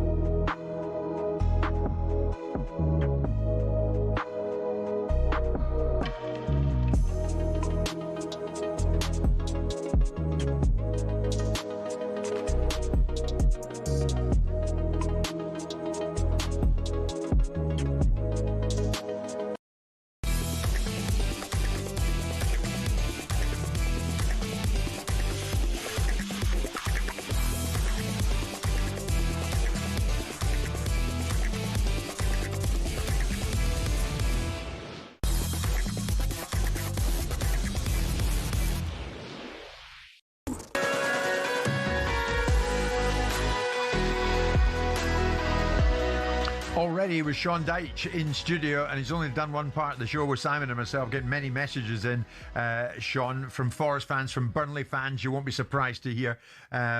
All tuned in, all listening very intently. And Sean, I can tell you, there's still a lot of love for you out there from many fans around the countries. A short time ago, Sean, in conversation with Simon and myself, you said owners have changed. Owners have changed. In what way have they changed? We're touching on your experience with Marinakis. No doubt before that, you've had experiences with other owners along the way. How have they changed? This fellow was an owner. How have they changed? Well, I've had a window of different owners, haven't I? Because at Watford, I know we joked about it, but I was the last one of the bring-in manager Strew system they had there. Yeah. And then the Pozzo family took over, and rightly or wrong, they start, as we know, it's a revolving door of different managers, different ways of doing things. And relatively, they did obviously get promoted. They had some big successes along the way. Yeah. So that was one form of ownership. Burnley was completely different, super solid, all the way down from the top, through me, into the team, worked very well. The ownership changed there. American owners come in. They want to change everything, sort of sell it as like a product, documentaries and all that sort of stuff. That changed very, very quickly. The whole dynamic of what we built, that started getting deconstructed in their own style. Yet again, not right or wrong. They made their decisions. Yeah, again, success, failure. Looks like they're probably going to go down again this year. So it's sort of worked to a degree, but that hasn't worked overall so far. Then you go into the Everton situation. The owner, Mr. Mashiri, decent with me, never got involved. But obviously by that stage, they're getting death threats. They can't even come near the ground. And the chairman, the late Bill Cameron, rest his soul, So that was another form when I was like distantly speaking to the ownership. And then I go into Forest, and it's a different thing altogether. Mr. Marinakis, it's Miltos, heavily involved. They've got Olympiakos, of course, and Rio Ave. They've got a different model of looking across it and wants to be involved, wants to be part of the fabric of what they're trying to do there. And like I say, these are not rights or wrongs. This is just what I've learned in my career of all these different styles. For me, I'm bound to say the one that worked the best is when they gave me more or less control, but only control in this sense, just to give people who are listening, the great people who do listen to this channel, just to give them this idea, right? I don't mean control. I was making every decision. I didn't expect to make everything. I've got magic dust. But I would have a fair say, and the biggest control I'm in is when the players, let's just give an example, they go to the owner or the chairman and the biggest shareholder, Mike Garlick, and I know for that, just go and speak to the manager. Like, what you speaking to me for? Go and speak to the manager. Agents ring, go and speak to the manager. So therefore, do you get what I mean? There's no blurred lines. This was at Burnley, and Mike Galley just said, no, don't mention it to me. And that was a massive strength of his and the board. That's what you would do, isn't it? Yes. Yes, I think that's right. I think that's, you either put somebody in position who's your champion or you don't. You don't have to give them support. I'm not asking them to be a financial wizard about the contracts these players are on. That's right. Keep them away from that. That's not their expertise. You've got to empower them. They've got to know, the players have got to know that they can't come round him. They can't come round him. Because if they start coming round him, what's the point? He gets up, they all get up, it'll be anarchy. You need your guy, and if you don't fancy him, you don't fire him. and get somebody you do fancy. I don't do his job for him. I don't mean equally so. I don't mean, of course, the owner casually sees the players. Of course, says hello and all that. But that's different. Yeah, but you know yourself. Pop in and say hello, but you're not available for them to come in and tell them what they don't like. Usually, these owners and the Super have been very successful in their own careers, right? Usually very successful. And it's the strangest thing. In football, it's like they'll get a bit flattered, but I don't know. It's just an odd thing because I don't believe in their industry, in their businesses. They got someone off the shop floor coming and telling them, what you're doing, you should go and sack them. I don't believe that's happening. Yeah. But in football, it does. It's just a strange phenomenon. The caveat to that is that you don't go pay £100 million for a shop worker, do you? Well, fair enough. Right. So there is that element of it. And he's absolutely right. And anyone that's worth their salt will work out very quickly. They don't want to hear from the players. I don't mean to be disrespectful. There's nothing you need to hear from the players. You can see what the players think on a Saturday afternoon. What you need to hear from is your manager. And if you lose faith in him, then change him. But you don't lose faith in him because you have a posse of players coming and tell you the reasons why you should. And there's some things that the ownership do well. I know Mr. Marinakis in particular. I must give him a shout on this. He looked after a few players properly with private situations and incredible what he supported them with. But there's another side of that, and he wants to be involved. And like I say, this is not any question of him at all. He was fine with me, but what I'm saying, that's his style. That's what he wants. So I'm saying you've got to know that as a manager. You've got to go in there, eyes open, and know what you're going to manage. Know the situation, which I did. My eyes were wide open. I went in for the badge. It's simple as that. Wore my heart on my sleeve, which is unusual for me, but I'm a bit more measured normally. Yeah. But I just thought, I've got to do it. I've got to do it. Was that a bit naive, though, when you No, the badge and only No, the badge? I don't think so. No, there's no... When in the background, you get one or two of them whispering. No, I got one. More than whispering. We've been there 10 years. We'd all had our spell under Brian Clough. Stoney, bit of a legend there, sold him on for millions. Tony Loughlin played 2 games, scored a goal for him. Billy Mercer was on loan there as a keeper. And I was the only one who didn't get a chance to wear the actual shirt. So I thought, I'm going to wear that shirt. I'm going to have my chance in a different way, of course. Not as a player, which I'd love to have done. Yeah. Didn't get that chance, but there's no regrets for me at all about it. Have players become more vocal than ever before, Sean? You saw Enzo Fernandez. Whatever he said, it's arguable that it should have led. It's getting trickier, I think. It's getting trickier. Yeah, but it's not just football, is it? Everyone has a voice now. Social media gives every single person on this planet, if they choose to, a voice.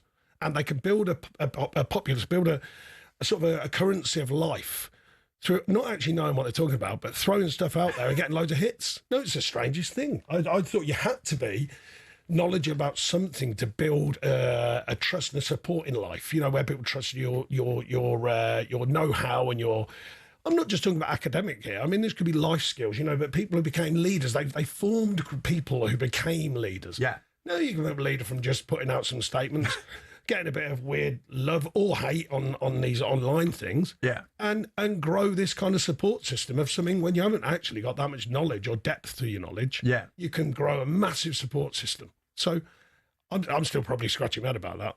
I think we all are, to be quite honest. But my point was, it's not just footballers. I get it. It's life in general. Yeah. But if you had a player like Fernandez, who, for whatever reason, was away on international duty and spoke about, I'd love to be in Madrid one day, or whatever he said, would you impose a couple of match ban on him? Well, look, the thing I would say, I remember when when he moved, and we were just doing a show at that time. And I said, you don't know what's been said inside. You don't know the agreements inside, because a lot of ownership, I'm not sure whether Simon would have done this, but, this happens definitely in life, but, you do your contract, then they go, listen, we can't put in a contract, a gentleman's agreement, let's say, person's agreement nowadays, we'll agree that if something happens, we'll listen, we'll have a conversation. Say it's moving clubs. We'll use moving clubs. Yeah. So when the Isak thing was around, I said, look, we don't know what's been said inside. We don't know who said what. The manager to the player, the agent to the owner. Do you get what I mean? It's not always on a piece of paper. Sure, when he was at Newcastle. Yeah, so, I'm just giving an example. Yeah. So what I don't know is what's inside the camp. So I'd always hold back on these opinions, because often you find something out later and you go, right, there was more to it. Do you still trust players as much as you always did? I think the trust of players, I don't always trust the people who are around them, because they can have a massive influence. Agents now, there's a lot said about it. I know some very good ones, and I'm sure you've had good and bad. I was some very, very good agents, very good. But there are some that are not so good. And there are some that anything the player says, you're getting. You are my product. That's it. End of story. Push everything else away. Yeah. But there are some very good ones, give very good advice to their players and the people around them. It is 11:30 all of a sudden. Jim White, Simon Jordan and Sean Dyche live in talkSPORT with Selco, where the trade goes.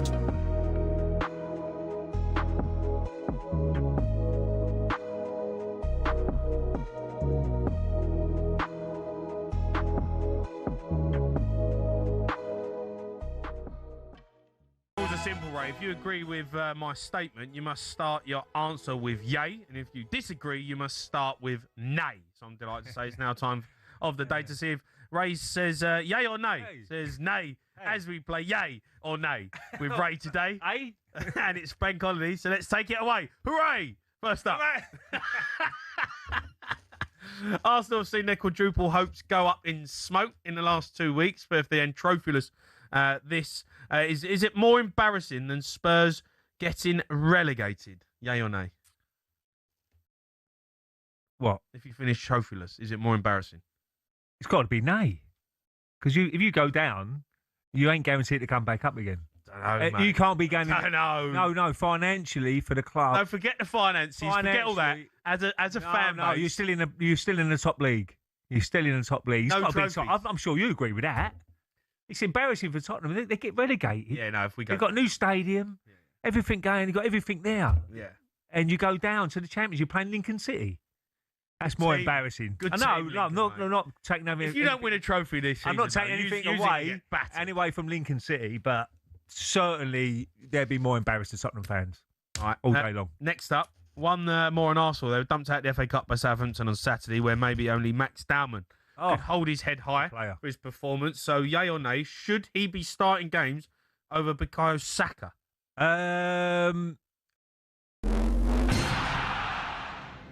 Who would have thought a sporting events halftime show could have a bigger impact than the game itself? That seems to be the case with the Super Bowl halftime show. In 2024, Usher brought in an audience of 180 million worldwide, the biggest in the event's history. But how did singing and dancing get to be the centrepiece of America's biggest sporting event? The first Super Bowl was held in 1967. Initially, the halftime show was a display purely for the fans in the stadium, with marching bands, dancers, and American patriotism for all to see. And that's what it was for the first few years. Disney had a go with a few questionable displays in the 1980s, but it wasn't until 93 that we got the first glimpse into the future of halftime shows. Michael Jackson's stellar performance gave NFL execs something to think about. A raft of massive names followed, including Diana Ross, U2, Janet Jackson, who gave us the most famous or infamous wardrobe malfunction of all time. So how many people are involved?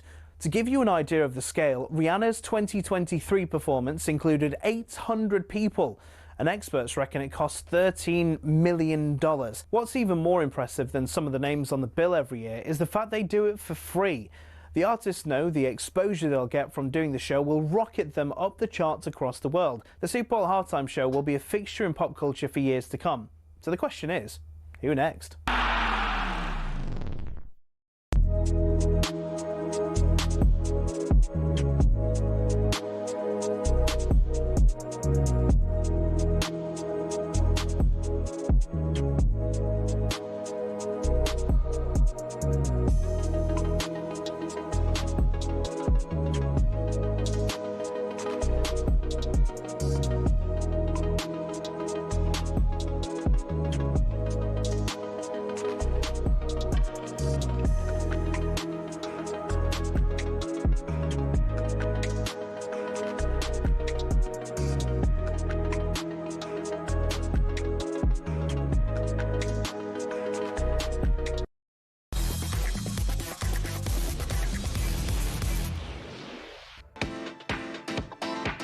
Dangerous opinions ahead. I always love that. It's Jim White, Simon Jordan and Sean Dyche. And we are live on talkSPORT, just gone at 11:30 this Tuesday morning. Sean with us for another half hour.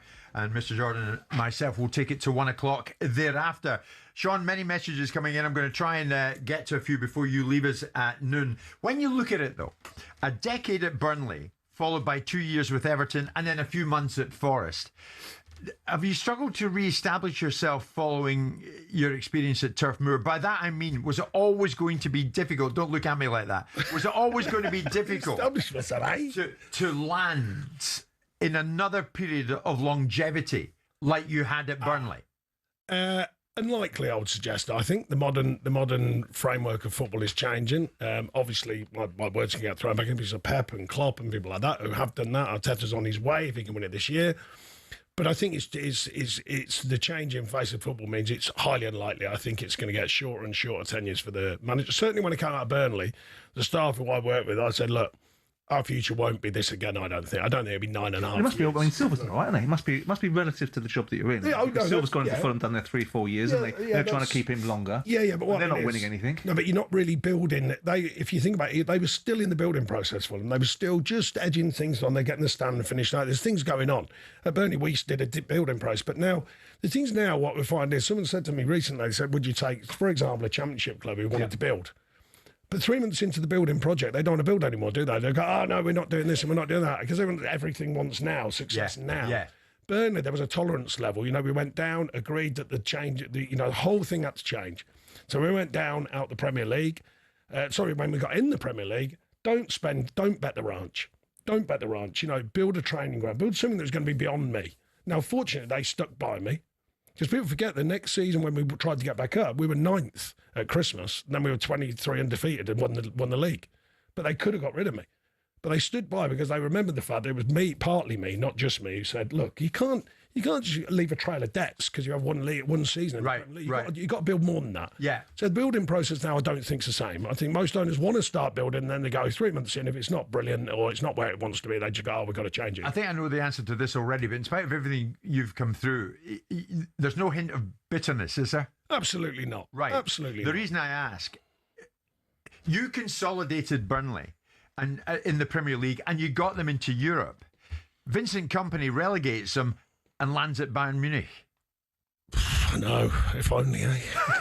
Well, Real Madrid phoned me, of course. Yeah, When I come out of Burnley, yeah. I mean, you look at that and you think, hang on a minute. Yeah, but I mean, I said a year or so ago, and you know that was an example I used. I said, how has that changed in football? You know what I mean? But that has changed. You know, I mean, managers getting jobs, and by the way, there's no slant on him as a man, but what a good fella, by the way. Vince Kompany, what a top he's a fella. good lad. Yeah. I was talking about the industry. Yeah. And now we're seeing jobs for people who haven't really earned their spurs. I see managers go into jobs, and I go, where's the background on that manager? You go, oh, not much. You know, and you go, where was the depth? You used to get a job, you used to earn your way up the system. Right. And you get a job or a better job or what was deemed a better job because you've earned your spurs. Exactly. You'd shown that you can do the job. Not always winning, I always said, winning at Burnley was relative. Winning at Burnley was keeping in the Premier League every year and keeping 120 million quid coming in. That was winning at Burnley. But there's not much of that around now. Do you know what I mean? I don't think it's the same way of looking at things. I think some of these coaches get pulled out of nowhere as like a potential genius, you know what I mean? And there's some that have done brilliant, and there's some that disappeared very, very quickly. But you're right, though, Sean. CV doesn't really seem to matter anymore, or does it? It doesn't matter as much as it once did, I don't think. I mean, it seems that you know, I look back on my younger days when I was playing, managers that ended up in a job, apart from the ones who went through the system, you know, some went through their own club system, but they ended up in a job because they'd earned it. They'd earned the right to get a bigger job. Yeah. You would interview managers, prospective managers, at Crystal Palace, Simon, because they earned the right to sit in front of you, no doubt. To some extent, yeah. I mean, the balancing act is, I mean, Sean paints a picture of owners' models changing, and I don't think that's literally necessarily right. But you look at the situation with Glasner. Now, look at Glasner. What's changed at Crystal Palace? Glasner got some success. And what's changed then, because I'm guaranteeing you, Parish, and you've probably spoken to Parish, wouldn't have said there at some point, I'm going to give you the king's ransom when you come. Wherever we do at this football club, you're going to get loads and loads of money, because that's not Palace's model. What's changed is that Glasner got some success. And I think rightly so, he wanted different expectations. And then you've got the balancing act between, do you have a good manager in a building that you want to keep, and change direction between what your model is, which is we will stay in the Premier League, we won't bet the house, and go after a good manager. So it works both sides of the equation. I mean, look, the obvious case in point is Liam Rossini getting the Chelsea job, but he didn't get that job out of normal circumstances. He got that job because Chelsea owned Strasbourg. So he has got a resume as far as they're concerned, because they've watched him in the building. And they've watched what they think is someone that potentially, to go short of thinking, we can build a management structure that incorporates him working in our way of thinking and represents us as a coach and ultimately gets us the success that we want. Now, whether that plays out is a different matter. But the idea of, say the example, I'm not saying he was referring to Liam Rossini, but it's a clear, obvious example of saying someone that hasn't managed that level gets a huge elite job like Chelsea. Where Dyche's probably wrong is when he had his currency, his real juice, was when Burnley were in Europe. That team has no business being in Europe, with due respect. Yep. His currency's then. There's his moment. Otherwise,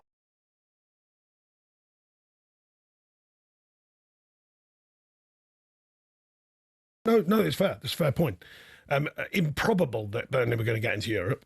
So you get into Europe. I got offered jobs then, and I find this amazing. At that time, I'm not going to tell you who, but they were offering less salary and saying, yeah, but we're giving him a chance.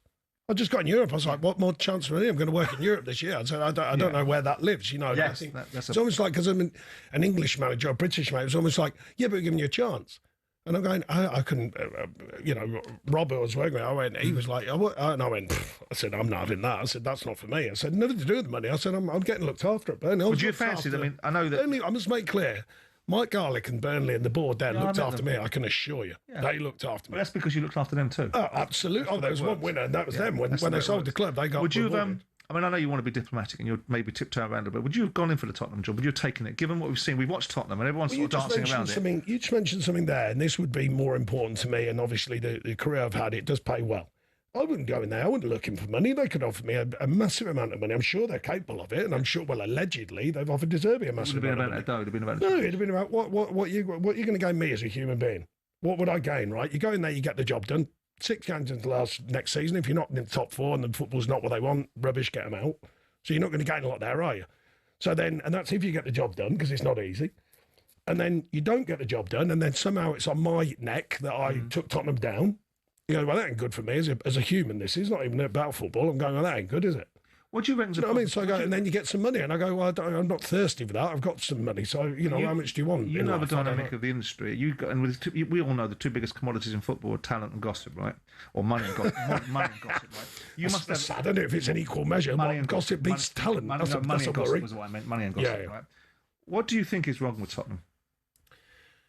Well, I mean, I find it I find it really interesting from the outside. I know Thomas.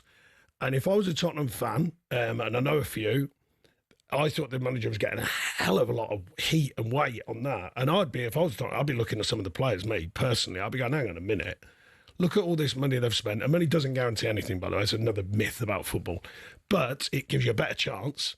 And you're going, right, so they've spent this money. Look at these players. Allegedly, I keep hearing this, and I at Forest, all these talented players. Talent is when you deliver. You can be telling if you're not delivering, that ain't talent. Well, because you've been a talent or you were a talent. Talent is when you deliver. The most talented players will deliver. And on a bad day, they still deliver. Do you know what I mean? They deliver better than anyone else. So you'd be saying to some of these Tottenham players, hang on a minute. About time you deliver here. I'd certainly be thinking, if I was a Tottenham fan, where does the line go from the manager onto the what you're seeing with your own eyes? Yeah. And I think that's another change. I rember. But didn't you try that at Forest, Sean? Yeah, but but I'm just saying. But because everyone sells, I always call it selling chocolate teapots. Everyone signs a player and they presuppose because they paid this money. They go, "Hey, he's genius, he's brilliant," and it's not. By the way, some of the players not fair on the player. The player's going and going, "Why are you telling them all that? The weight's on me already, and I haven't even kicked a ball yet. I'm going to be a genius." Yeah. But it's all part of the propaganda, isn't it? Let's sell the product. So you sell, genius, another genius. Now the manager's going, hang on a minute, I'm under pressure from you signing all these geniuses, and yet they ain't geniuses. These are no miles from It's as good a time as any to ask you, do you think Tottenham will stay up? I really, and I'm not being diplomatic, I have no clue who's going to stop. I mean, I'm looking at, I still think, and I think Leeds done brilliant, strong fit and organised. They work really hard. Is that going to be enough? I don't know. West Ham had a brilliant spell, but is that enough? Because, if you keep having a brilliant spell, it's unlikely you can keep having a brilliant spell forever, because that's the reason why you're down there. Tottenham have bottomed out. Surely, I think they've bottomed out, which means they can only get better. I'd be amazed if they don't have a bounce. And Forest are in the mix because they're in the mix. We would have stayed up. They're 100%. My record speaks for itself. We'd have stayed up if I was there. I'm not saying they won't, but they're in the mix, aren't they? What's the key ingredient? I don't think you can call it. What's the key ingredient that they need to stay up? Well, for me, it'd be strong, fit and organised. That keeps you strong, fit, organised. Strong, fit and organised. That's what I would go. That's what I was trying to get into the group at Forest. Yeah. Not just talent, not relying just on talent. What's the framework of the side? What's the energy? What's the output? What's the hard yards? How much of that are you putting in? Because after years of being in the game, if you ain't got that right, you're going to find it very, very difficult to stay in the Premier League if you don't get the framework and the basics right. Strong, fit, and organised. I'm going to apply that to myself, Mr. Dyche. It's 11:45. More from Sean after this.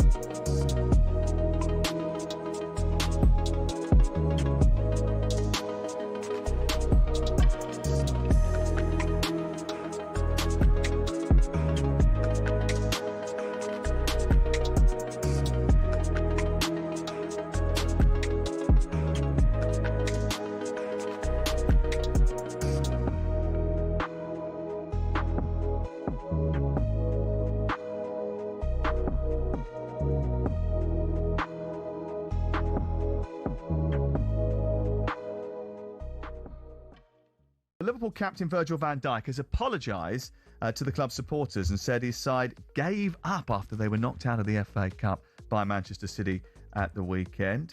This is what he said straight after the game. It's all the responsibility. We're the ones not performing on the pitch, but we know how the world works. We have to stick together, even how difficult that is. It's just a big blow that we're out of the FA Cup because up until the penalty, I don't think there was any issues. At the moment, I can only speak for myself. This is a big blow. This is tough to take, especially the way second half. But yeah, the reality is that midweek there's a hungry and very good PSG waiting for us. You could say the only good thing is that there's 2 games to be played, but even in between those games, we played a tough game against Fulham. So yeah, obviously in my time at Liverpool, we have been going through tough times, and at the moment it's a tricky one as well. Yeah, tricky one, and there's lots of mitigating circumstances with Liverpool, and I think we all should always have to remember that. But is he deflecting from his own dip in performance by suggesting that we gave up? Well, he was certainly one of the biggest culprits. They were in the game. Should he have taken more ownership on that? Not just on Saturday, but over the course of the season.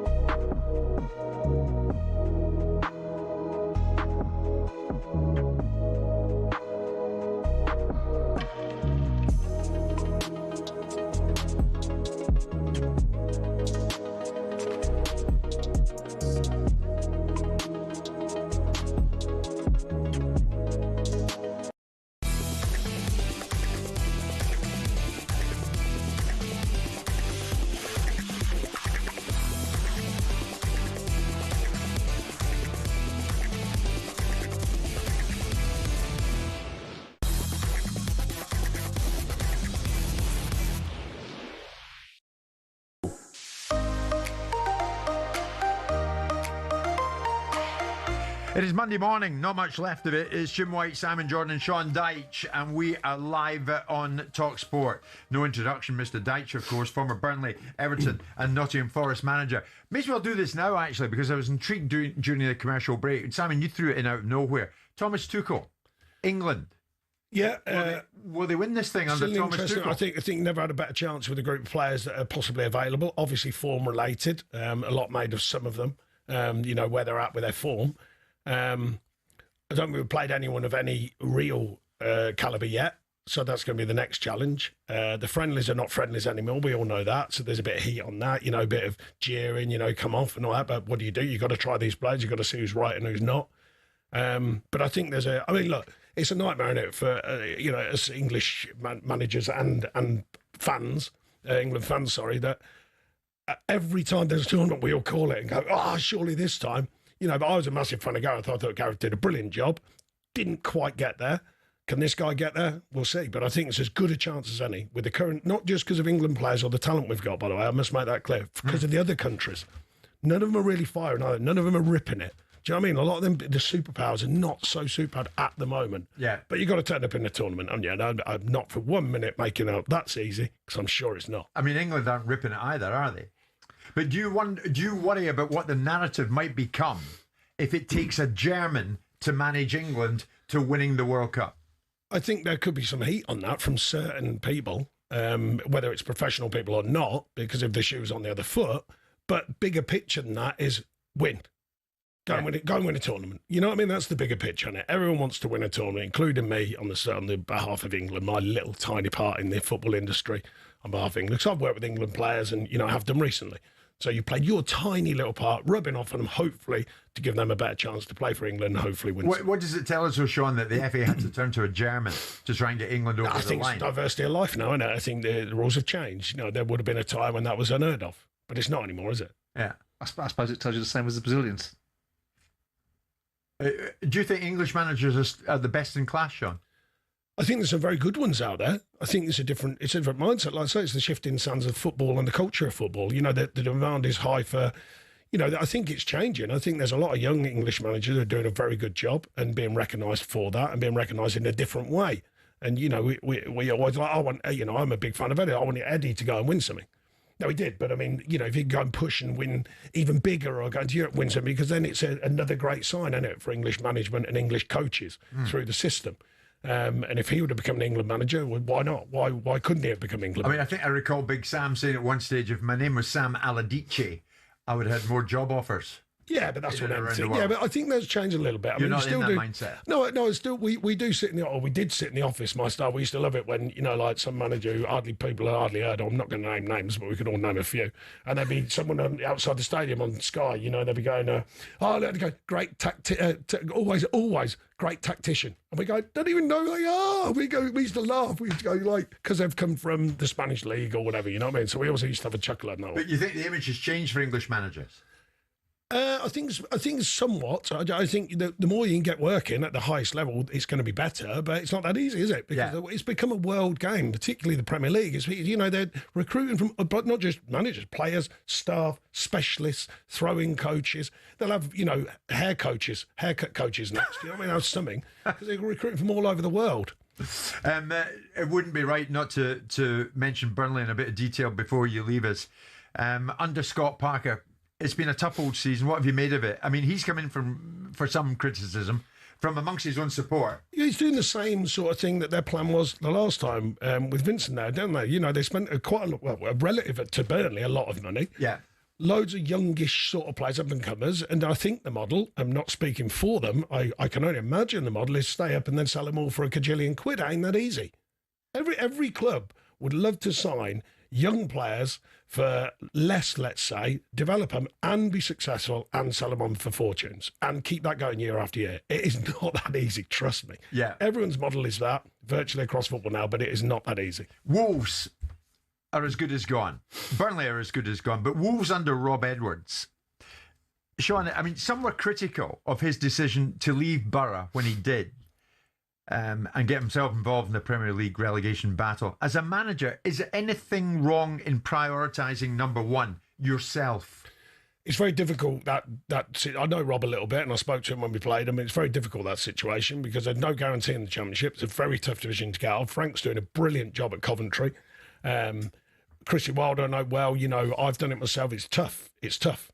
So he's at Middlesbrough, they're going along well, but now look, they're having a wobble and they're still up there, but they're having a wobble all of a sudden from being right up there. If that doesn't work, you might never get another crack at the Premier League. He went in there, I think, eyes open, because he knows it's a tough one. Tough start, and then they've just turned it round, funny enough, when we drew with them. After that, they went on a really good run. I think it's a really tough, but the Premier League is the place to be. It's simple as Would you have done what he did? I know it's hypothetical. I don't know. I mean, you got to know. And don't forget, you thought it was treacherous. He's got family and all that sort of stuff. Oh no, I'm not going into that world. And that's a different opinion. I'm talking as a manager. It's a tough decision. I don't think he took that decision lightly, by the way, not remotely. But his family, his connections, with the club, and it's this relationship that he felt he had with Wolves.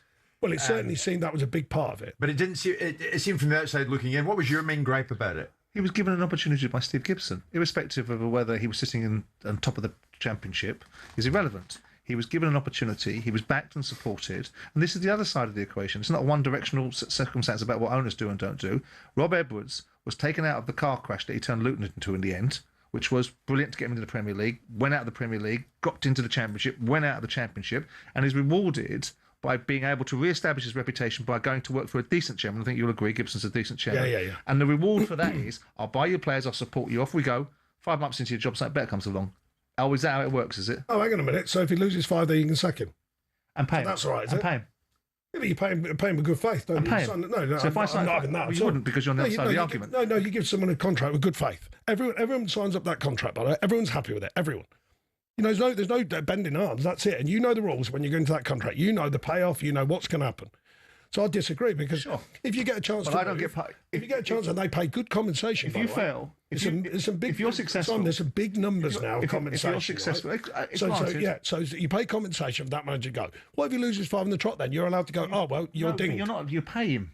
If you've got a contract and that contract is for 3 years, and I decide that the form that you've exhibited over 5 games is that fragile that you get sacked, I've got to pay you for your failure. A bad decision to bring him in then. It's your fault. Absolutely. Not their fault. Absolutely. Absolutely my fault for bringing you in. At the same time as my fault for having a lack of tolerance. Most chairmen should have the viewpoint of saying, actually, I'm going to give you enough time, enough rope to get past this.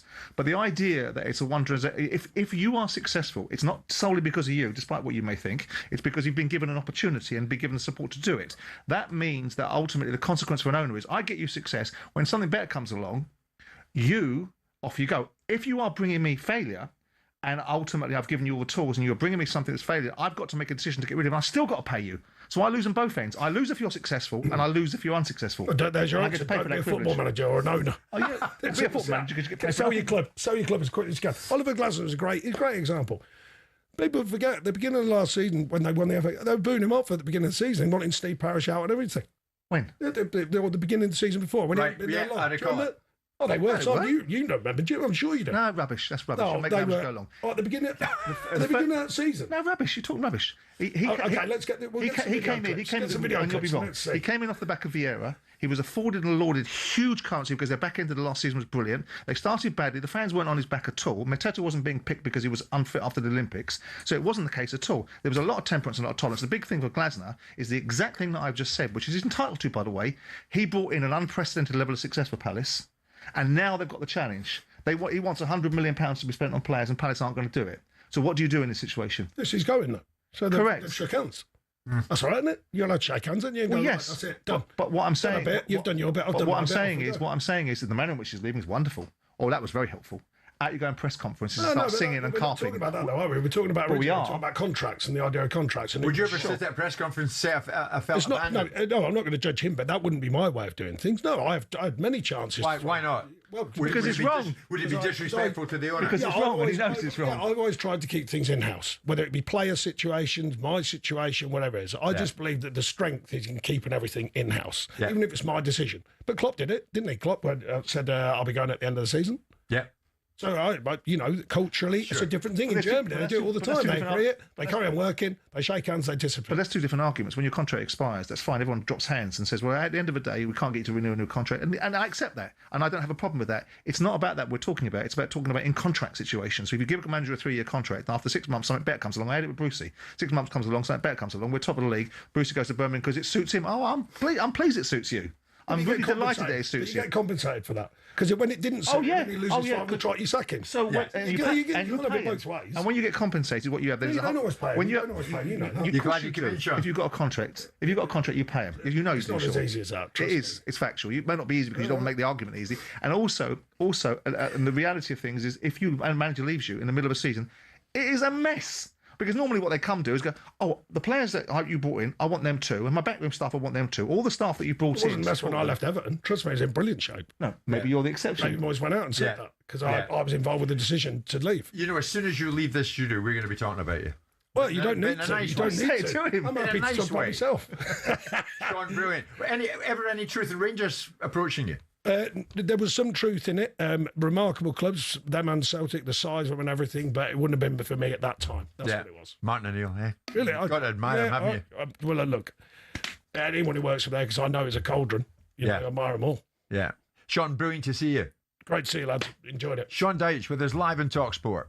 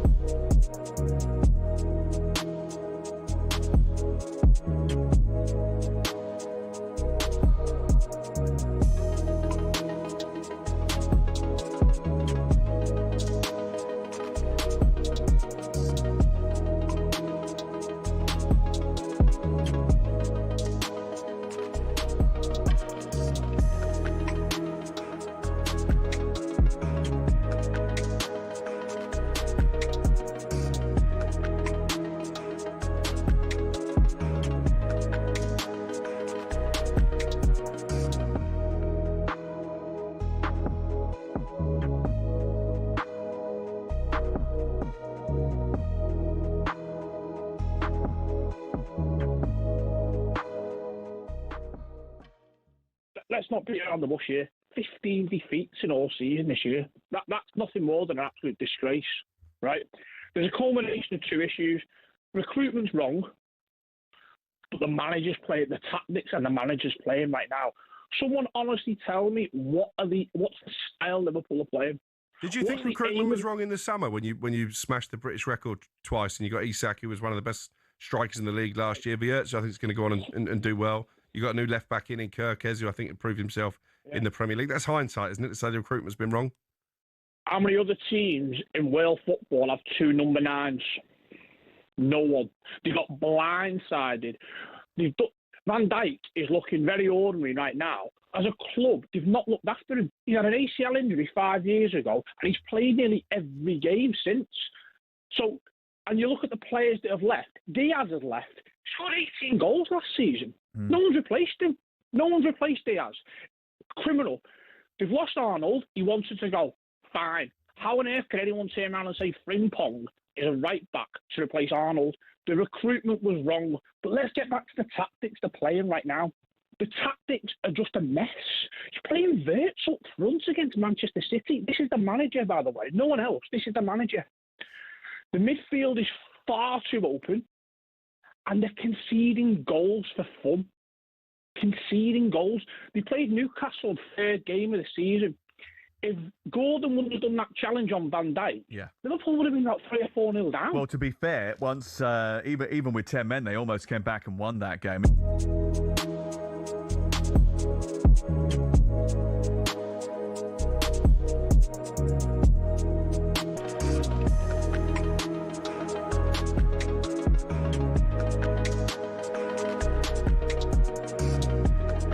talkSPORT Sports Update, powered by the Nissan Van Range. Commercial vehicles that go the distance for your business. Search Nissan Vans or head to your local Nissan Van Centre.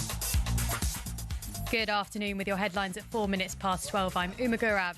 Joey Barton has pleaded not guilty to assault charges at Liverpool Crown Court. He'll now stand trial on September the 1st. Barton appeared via video link and is still being held in custody. The alleged incident took place at a golf club on Merseyside last month.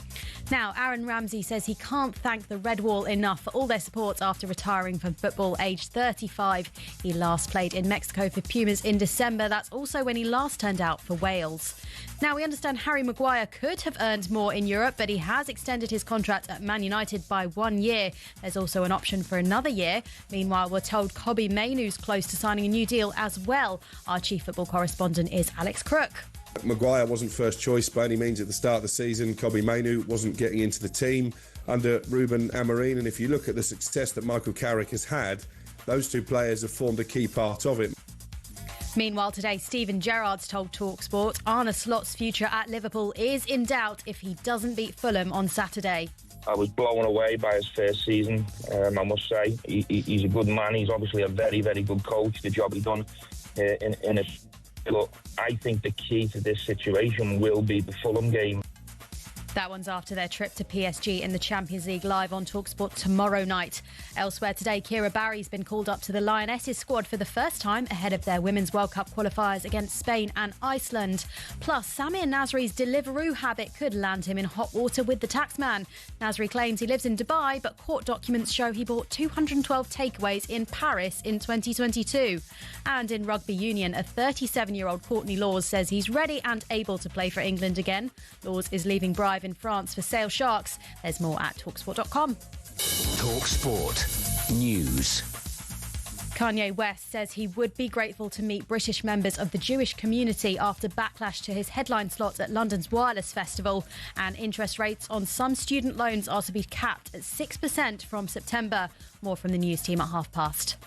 talkSPORT weather with QuickFit. With over 400 EV-ready centres across the UK, we're top of the league for electric car owners. Visit quickfit.com and book today.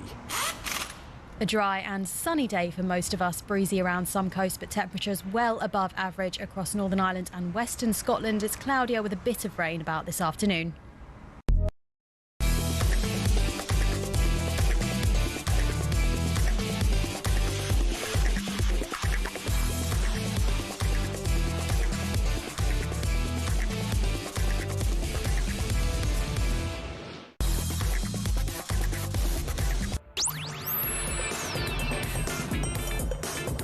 Wow, quite a reaction to Sean Dyche being in studio with Simon and myself for the last hour. Many messages coming in. Thank you so much for all the reaction. It's the same every day when we're on, but this morning has been something special, I think, with Sean Dyche for the last hour. Strong, fit, organised. That's Sean's mantra. Pete in Edinburgh, Forest were not strong, fit and organised when they get turned over by Leeds and Everton. Players out of position and they look shattered after 60 minutes. Having said that, there's Andy Coleman. Really enjoyed that. I take Dyche at Palace in a heartbeat. Of course, I think he's referring to post Oliver Glasner. Hi, Jim. Get Sean to stay on until 1, says Simon, a Liverpool fan. This has been great. Well, I agree. You ask Sean Dyche a question, by God, stand by, because you will get a direct answer. On the whole. And he's got a different perspective. He's got a realistic perspective, Simon. He never fails to attempt to hit the mark. He's got a strong view, and that's what you want from supposed leaders. I mean, whether it's the right view, I don't agree with him, some of the things he says. I'm pretty sure, judging by the exchange that we had there, he doesn't agree with some of the things I say. But he's a forthright individual, and that's what you want from football managers. And I think the Forest would have stayed in the division. I don't think there's any doubts. But it's a battle of cultures, isn't it? Sean's got a mentality that wants to embrace, in part, the acceptance that players have a new view, but there's a deep part of him that thinks that, no, I don't like this way of operating. So it's balancing. Really enjoyed that. I'm really going to enjoy this. The Masters at Augusta, it all gets underway this week. After the circus of the Ryder Cup, are we going to be in for a more classy golfing edition? Rupert Bell is about to join us. Before I get to Rupert, legendary golf coach and pundit Butch Harmon, who I met a number of times when I was at Sky, Simon, he's been opening up about the Masters this week and his hopes for a different tone from the Ryder Cup. Says Butch, I thought the Ryder Cup was disgusting and it was embarrassing being an American. I had planned to work with the Sky team at Bethpage, but decided to pull out for that main reason. He goes on to say, I hated the way things were going at the Ryder Cup. I thought it was terrible embarrassment, and let's hope it never happens again. This is the beauty of Augusta, though. These are the best behaved patrons in all of golf. This place is like the holy grail of golf in the US. talkSPORT golf correspondent Rupert Bell joins us live. Rupert, should we expect a different tone then at the Masters in Augusta? You always will, because patrons, as they call them, you have to hand in your mobile phones. You can't run anywhere. You know, they police behaviour very closely indeed. The organisers of the Masters are very protective of their brand. It's a different feel.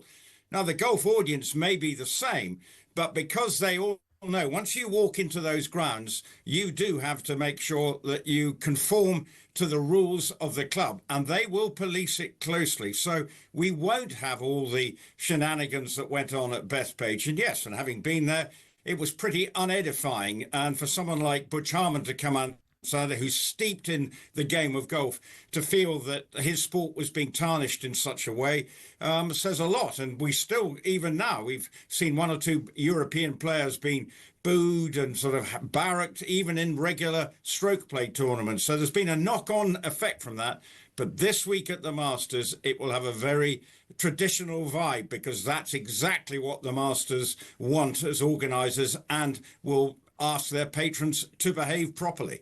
I think he refers to Donald Trump. He says Trump isn't expected, incidentally, to show up at Augusta like he did at the Ryder Cup. Harmon believes that his image doesn't fit a tournament like this. He says, I think he is who he is. He's full of himself. He's the type of person that I don't think fits the profile of an Augusta member. Would that be right? Do you think the Augusta members would rather say, no, let Trump stay away? I think they would definitely like to say, because, of course, whatever you think, Donald Trump makes the story about him, and that's not Augusta's way. You know, it's the golf first and foremost. You know, obviously Donald Trump turned up at the Ryder Cup and were trying to whip the crowd into a frenzy. And yes, he plays golf, and you know he's the greatest club champion his course has ever produced, I believe. And you know he has got an incredible record. He's now 79, still plays golf a lot. But I don't think there's only one president has been a member. That was Dwight Eisenhower. No other president has ever joined the club as a member.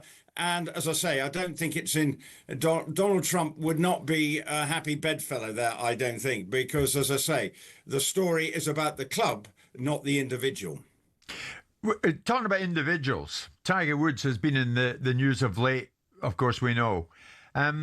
We know also, Rupert, that the same Woods is not going to feature. Of course he isn't at the Masters. He's taking a break from the sport, and that's to look after his own well-being. Nick Faldo has had strong words about Woods following his charge after that car crash. And Faldo says, I feel sorry for Tiger Woods because he's living 24/7 in pain.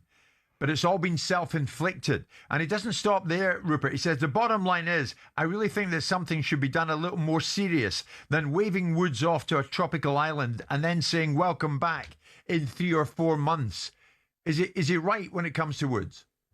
I think, and actually not just Nick Faldo, we've actually seen a present player sort of put his head above the parapet and saying that what Tiger Woods has done is bad for the game of golf. You're right. In a way. Jason Day was that. Yeah. Yeah. So Jason Day has come forward. So I think, while the officials are saying we need Tiger, look, his tropical island at the moment, I believe, is a private clinic in Zurich, which will be costing him a lot to be there. But he won't even probably know what it is. He doesn't care. But he's gone to Zurich, permission of the court.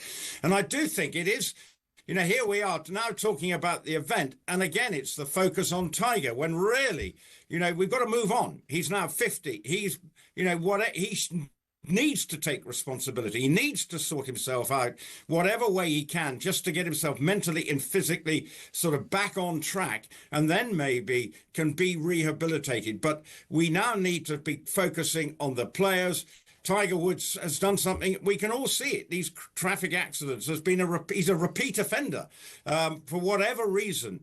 And now he has to, as he's 50 with a youngish family, take some responsibility. And maybe this trip to Zurich will help sort him out. He then will have a court case in front of a jury to then maybe find out what sort of sentence he may get or how it works out. We don't know. But the game of golf must, for the time being, say, Tiger, go away, and maybe 18 months down the line, whenever ready, we might look at how we can involve you in the sport again. But at the moment, he needs to take a back seat, and so we can actually concentrate on the game that we have now. Remember, he won his first Masters in 97. He's won 5 of them. He's left an indelible mark on this event, but now we need to move on to a different era. Rupert, thank you very much indeed. Simon, what's your take on it? Without Woods, without Trump, and without all the American razzmatazz patriotism, is this going to be a tournament, the Masters, that might restore some order, if you like? Well, there's no reason for Trump to be at this event because it's got nothing to do with America, really. It's a tournament being played by a multitude of different players. The reasons why he was at the Ryder Cup is because, like a lot of politicians, they go to major events. So he was at there because it was America playing against Europe. This idea that golf's got a responsibility. On one hand, you're saying golf's got to let go of Tiger Woods, and the next breath, Nick Faldo's saying golf's got to do something better by Tiger Woods. Make your mind up. Which one is it? Is it his responsibility to look after himself and to get himself together, or is it golf's responsibility? Because, golf is doing relatively well. It's the media that are light upon Tiger Woods. It's the media that have the lazy hook of making everything about Tiger Woods. If you want to stop talking about Tiger Woods and make it about the golf, stop talking about Tiger Woods then. He's a human being outside of the golf game. If a bank manager crashes his car, we don't turn around and say that all the bank managers in the world have got to suddenly pay homage to this particular bank manager. Yeah. The bottom line is Tiger... It was golf, though, who was in line to make Woods the next US captain in the Ryder Cup. And he's already stepped away from that. Not the media. Yeah, he stepped away from that. No, well, apparently, yeah. He hadn't before the crash. He stepped away from that, and he has done now. Yeah. But the idea that golf now has to rehabilitate him. Do you want if you want him to step away from golf and golf not to be so dependent on him, then don't run the argument that it's golf's responsibility to rehabilitate him now, because Faldo's making that argument. He's saying it's not good enough that the PGA is just going to step away and let him go away for 3 or 4 months and comes back. Well, what else should it do? He's a multi-millionaire. Go attend to the challenges that you have in life.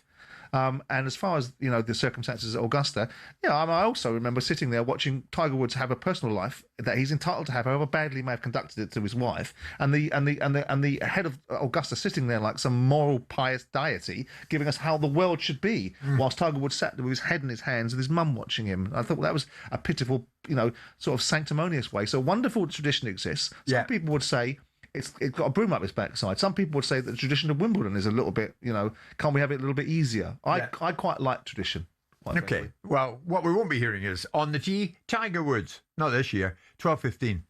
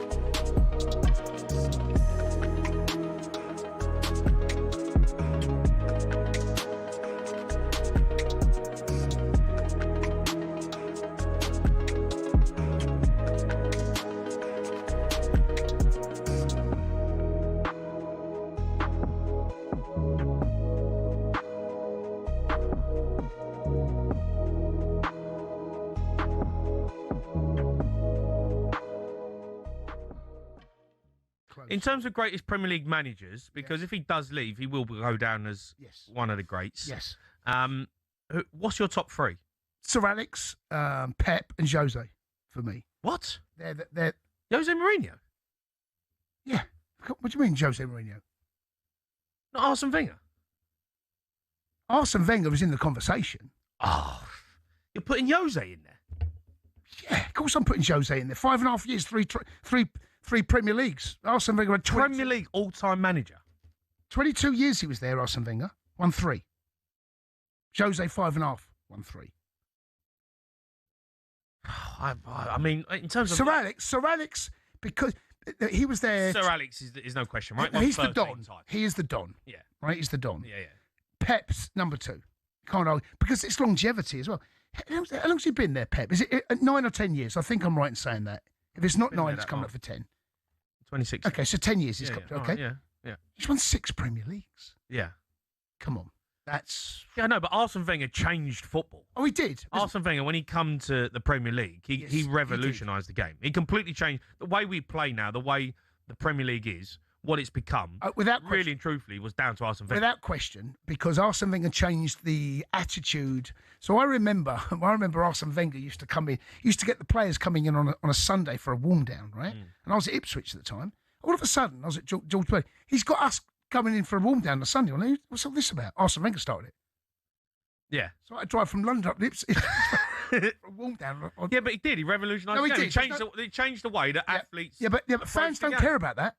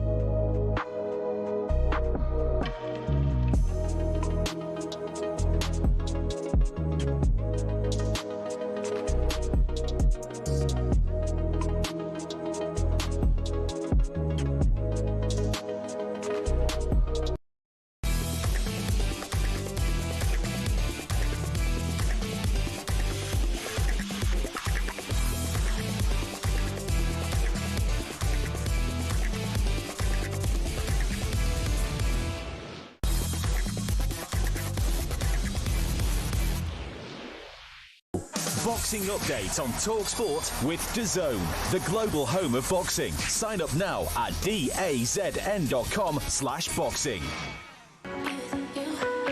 Now, get ready for back-to-back boxing next weekend on DAZN. Friday, April the 17th, Nathaniel Collins and Cristobal Lorente meet again for their controversial draw up in Scotland. Then on Saturday, April the 18th, it's showtime. Ben Whittaker looks to light it up in Liverpool. He's up against Brian Suarez, the unbeaten Argentinian. Adding even more firepower to the night, the undercard is stacked by Molly McCann and Leo Atang, all of them in action. Join DAZN Ultimate now and get 12 plus pay-per-views a year, including Wardley Dubois at no extra cost.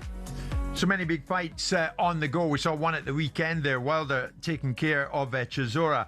June the 13th in Manchester, Tommy Fury will make his boxing return on a Misfits promotion, and he will face the man who could once boast, and it was true, he didn't need to boast it because he was, the world's strongest man, Eddie Hall. Eddie Hall is in studio with Simon and myself this lunchtime. Good afternoon to you. Good afternoon. How are you doing? I'm good, mate. Looking every inch the world's strongest man. How are you? Yeah, I'm good, and I feel like the world's strongest man still. First and foremost, how did this become a fight and a matchup with you and Tommy Fury? Well, I've got to say it was a complete surprise to me. I'm surprised as everyone else that's probably listening and watching in. I had some heated words with John Fury at a premiere. I was trying to itch at a fight with Tyson Fury in MMA. And I basically got told to shut the F up, not beat any of us. And it just escalated from there, really. And then before I know it, we're having arguments online, messaging each other. And then before I know it, I've got a contract to fight Tommy Fury under my nose. Right, see if we can beat my son Tommy. So here we go. So that's how it all came about. I mean, the weight disparity going into it, are there conditions or restrictions on the fight? There's no restrictions, no conditions. There's no weight limits. I can weigh as much or as little as I want. Are you having this, Simon? All of a sudden, the fight game is totally different with so many people, like Eddie, who I've met before, coming into it. Whether I'm having it as a boxing fan or I'm having it for entertainment, they're two different things. Do I see it as a serious boxer? Do I see Tommy Fury as a serious boxer? No, I don't. But notwithstanding that, do I see this as entertainment? Of course it is. I've watched this fella in World's Strongest Man. I like watching those sort of shows anyway because they're fascinating to watch. But whether it translates on the evening will be the determiner, won't it? If it's a good, fun event and you take it for what it is, I mean, I wouldn't want to be in it. I wouldn't be across the ring from this fella. But notwithstanding, I'm quite happy for Tommy Fury to get a punch in the face. Eddie, I saw you in Dubai, yeah. And you lost on that occasion. Was that the only other occasion you boxed? It was you were up against another strong man. Yes. My God, he was enormous. Yes. Hafþór Bjarnason of Iceland. Were you knocked down a couple of times in that one? Yeah, it was a pretty even fight, and then he got me on the knockdowns in the end. It was a tough match, that was. And as you say, Bjarnason is a huge human being, 6'10", and a natural sort of 160, 150 kilo. One of the biggest human beings you'll ever see in your life. So that was a big thing for me to step in the ring with a man that size. So this really, compared to that, you must have a fair degree of confidence. Oh, yeah. I mean, knowing what you're getting into this time. Yeah, once you've fought, a guy like that, at the end of the day, we're world's strongest men. We're going to hit hard. Doesn't matter what you say or do. We're going to hit hard. So, nothing's going to compare to that power is what me and Thor we're doing to each other. And Tommy is, I think the weight difference is something like, are we talking kilos or stones here? Either one. All right, so I'm trying to work this out. I'm 155 kilo right now, and I think Tommy's around about the 95, so about 15 stone versus 25 stone. Right. So a bit of a 10 stone difference. Right. You've weighed up to 433 pounds in the past. Yeah. Fury weighed in at 208 pounds on a previous bout. So, I mean, the scale of you and the sheer bulk of you will completely overshadow Tommy Fury. But here's the thing, will you be able to match his pace and his speed? That's what makes this exciting, isn't it? You've got a guy that's obviously huge, got the strength, definitely got the power. Is the skill going to overcome that? Skill is obviously so important when it comes to fighting, but skill only takes you so far when the opponent is so much bigger than you. I mean, world's strongest man to boxing to MMA. What are you in the sport for, Eddie? I mean, do you look upon this fight with Tommy Fury as solely as a payday? It is a stepping stone to more fights, to bigger and better fights. I want to take this seriously. I don't want to be known for the guy that's taking easy fights or fights just for sheer entertainment. I fought in MMA. I fought Mariusz Podnoski, who fought for a European title at some point not too long ago. So I'm fighting people that have got big names, big accolades, and I want to continue that. After Tommy, I don't know, maybe some kind of heavyweight champion, maybe the Misfits champion, maybe move up to that. Eventually, and I've said this publicly, I want to go out on a bang. The last fight for me would be fight a world champion, big name, win, draw or lose, just go out with a bang. What does it come down to though, Eddie? I mean, educate me on this. You are immensely strong. You could throw me through that window if it was open, and I'm glad it's not.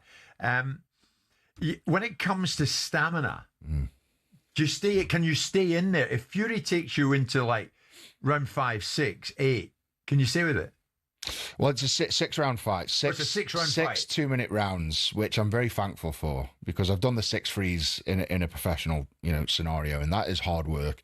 6 2s, I know I can do that. And I'm fit enough to do 6 threes. 6 2s is going to be a much easier session for me, put it that way.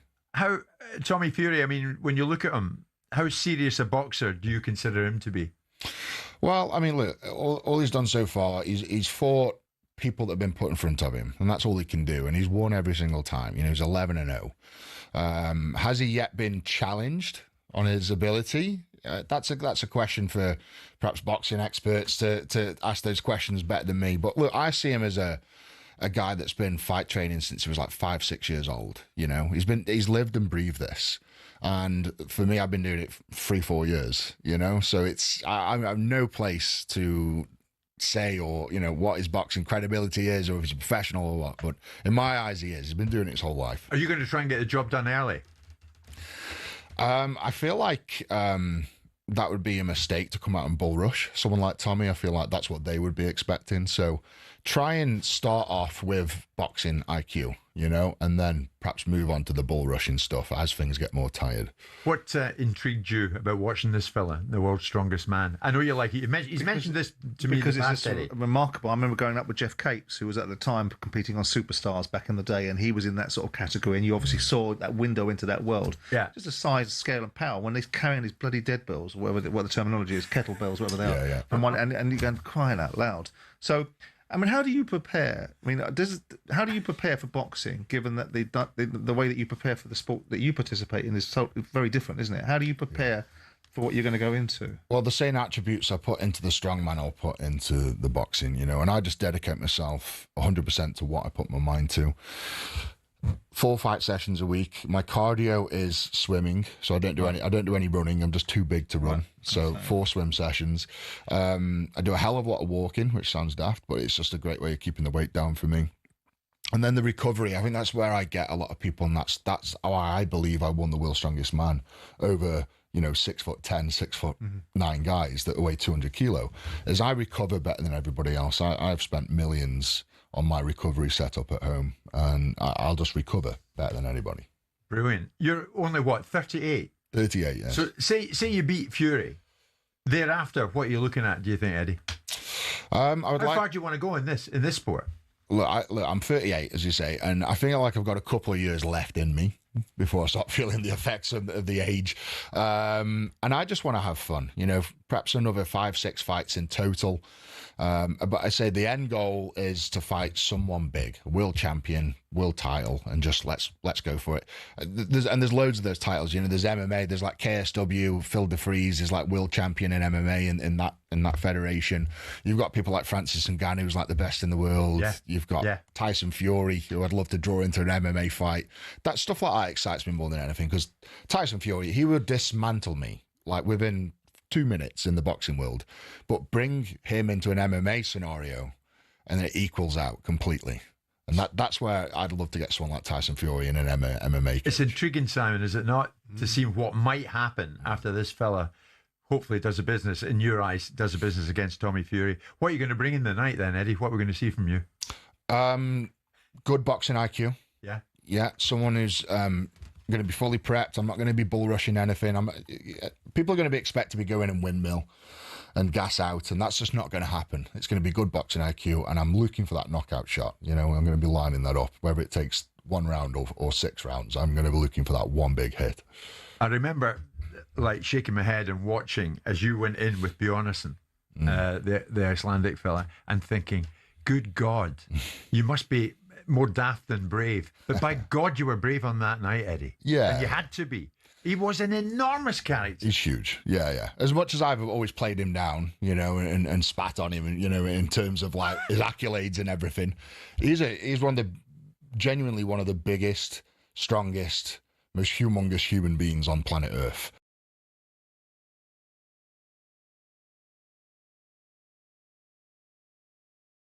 The language. Eddie, good luck against Tommy Fury on the 13th of June in Manchester. Thank you. Eddie Hall with us live, the man who could once boast, and quite rightly boast, that he indeed was the world's strongest man. It's 12:30.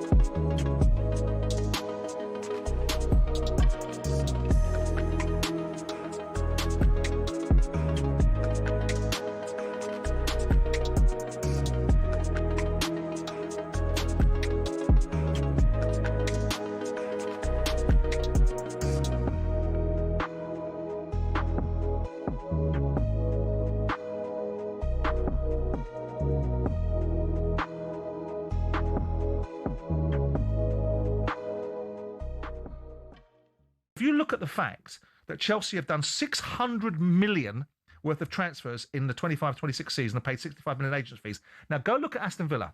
Aston Villa have done 70 million worth of transfers, 57 million worth of sales, and paid 38 million pounds in agents fees. So when you look at the ratios, you go, you did 120 million worth of business and you paid 38 million, which is about 25-26%. Right. Chelsea have done 600 million worth of business and paid 65 million. So whilst the numbers look horrible and in the scale of things enormous, in the representative terms of what business has been done, they're not enormous. Now, then you take the losses. Chelsea got 100, however they got it and however they concocted it, they got 125 million pounds worth of profit last year. We know how they did it. They sold their women's team and a whole raft of other things. I'm going to get to that. So the PS, well, that was what they were allowed to do, right? And in previous times, I agree. In previous times, Man City and Chelsea were allowed to build football teams with impunity, and Newcastle can't. So we all are a product of timing, and we're all a product of opportunity, and we're all a product of creative outcomes based upon the circumstances that we operate in the time that we operate them in. So I look at this and go, yeah, they've made 250 million pounds of losses, right? We are, if they're not worried about it, and they believe they can cover the gap between the PSR and also the consequences of squad cap rules that they put into place, that they've got consequence on already, then that's their business. But it's up to us to observe it. And if Chelsea are the biggest spenders on agents and the biggest spenders on transfers and have the biggest losses, how on earth can Egbali, Behdad Egbali, who you met recently, and to quote you, is one of the most impressive operators you've ever met in football? One of the most compelling is what I said. Yeah.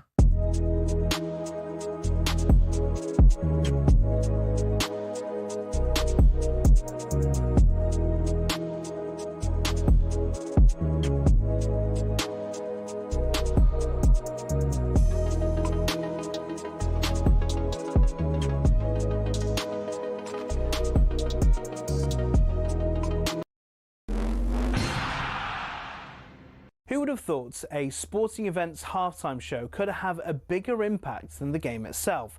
That seems to be the case with the Super Bowl halftime show. In 2024, Usher brought in an audience of 180 million worldwide, the biggest in the event's history.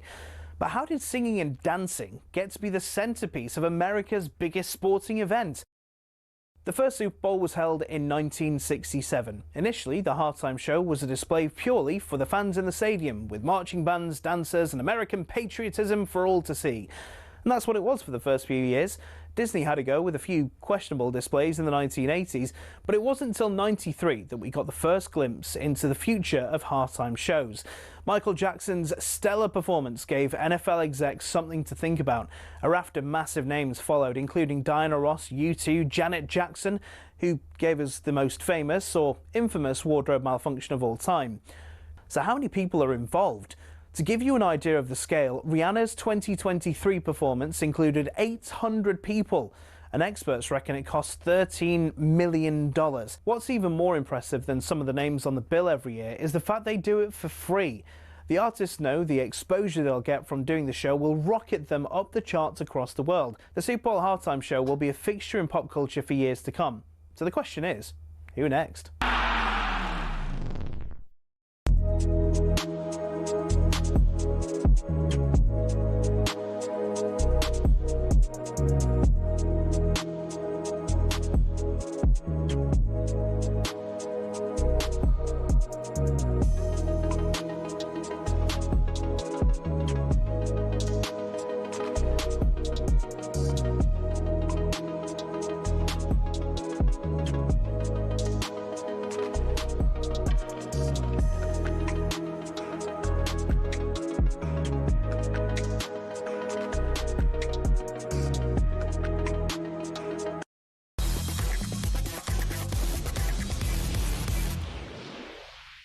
It's showtime on talkSPORT with BetMGM. We're ready for the action.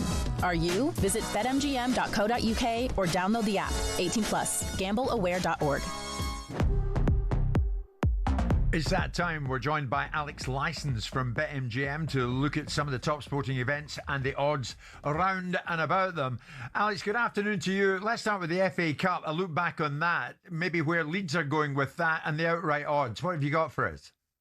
Yeah, afternoon, lads. Oh, God, what a game. I mean, I'd imagine it was a brilliant game for the neutral, but it's not quite how I'd be describing it. I think I've only just recovered just about now. It had everything, didn't it? Yeah. Goal, disallowed goals, penalties, VAR decisions. I went through probably every single emotion possible, but Leeds got the job done in the end, and that's the main thing. Sets up a semi-final now with Chelsea, and there's plenty of history behind that fixture. It's actually Leeds' first FA Cup semi-final since 1987. Pretty shocking stat, really. But we are unbeaten against Chelsea this season. We've beaten them at Ellen Road. We've got a point at the Bridge. So you just never know, do you? There's a bit of a debate going around the fan base. Would you take winning the FA Cup if it meant Leeds got relegated? Oh, now what do you think of that one? Well, as a match-going fan, I'm taking the FA Cup every single day of the week. I mean, it's why you go to games, isn't it? In 40 years' time, am I going to be speaking about the FA Cup win or that season that we finished 17th? So it's a bit of a no-brainer for me. Really? I'm not sure that that's Alex's point of view. I'm not sure all the Leeds fans would think that, Simon. Well, you would think that Leeds would think of themselves as a very big football club, and by staying in the Premier League, they give themselves an opportunity with this ownership to build for bigger and better and greater days. Yeah. So winning an FA Cup, yes, I hear the logic of it. It does make sense that you look back on 40 years' time, you don't remember staying in the Premier League, you remember winning an FA Cup. But if you can stay in the Premier League and then build from that and go back to the heights of what Leeds United may once have been in the early 70s and had chances of being at the late end of the late 90s and early 2000s, then you give yourself an opportunity to get even greater nights. Yeah, I mean, I wonder, Alex, what Wigan fans think all these years on after winning the FA Cup against Manchester City, but yet getting relegated. Yeah, no, it's a good point. I mean, my opinion is I was born in 96. I've seen Leeds lift the Championship trophy twice. Whilst they were great seasons, it's for, like Simon said, we do think we're a big club and we want to win a major trophy. And I think winning the FA Cup will mean far more than maybe a few more years in the EFL. Okay. We are 9-1. If there's any optimists out there, I'm not quite sure, sadly, especially with the likelihood that it's going to be Man City in the final. But you just never know, do you? You do not. 9-1, okay. Champions League tonight, Real Madrid against Harry Kane's Bayern Munich. Somebody's trying to tell me I said Harry Maguire's Bayern Munich earlier on. Maybe I did. And Sporting Lisbon up against Arsenal. Let's start with that. Sporting Lisbon Arsenal is live in talkSPORT, as we know. What are you thinking, Alex? Yeah, well, just over 3 weeks ago, whether it was realistic or not, Arsenal were in contention for a quadruple, and they were favourites for all 4 trophies at one point. It's now down to 2, and no doubt it's the 2 that they prefer, but the cracks do appear to be showing a little bit, don't they? I mean, we've had Thomas Tuchel saying that Declan Rice might not be fully fit. We've got reports that Saka and Timber are both out tonight, so you're looking at probably Ben White and Madueke or Dowman down the right-hand side. And Sporting are no mugs either. I mean, as you mentioned earlier on in the show, 16 wins at home in a row. They've won 5 of their home European ties. They beat Carrot, Almaty, Marseille, Bruges, PSG, Bodo Glimt. Yep. And if you're looking at some value, we've got Sporting at 7-2 to win tonight. The draw at 5-2, and Arsenal odds on at 3-4. Wow. Okay. And the Championship, when we look at that, where are we at now, Alex, regards automatic promotion and the playoff picture, if you like?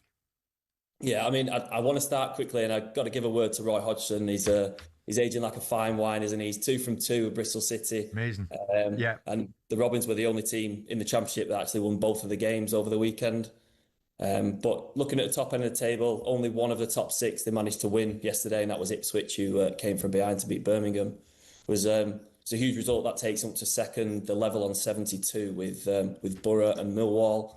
But most importantly, Ipswich have got 2 games in hand, and the market reflects that, really. We've got them odds on at 2-5 to finish in the top 2 now.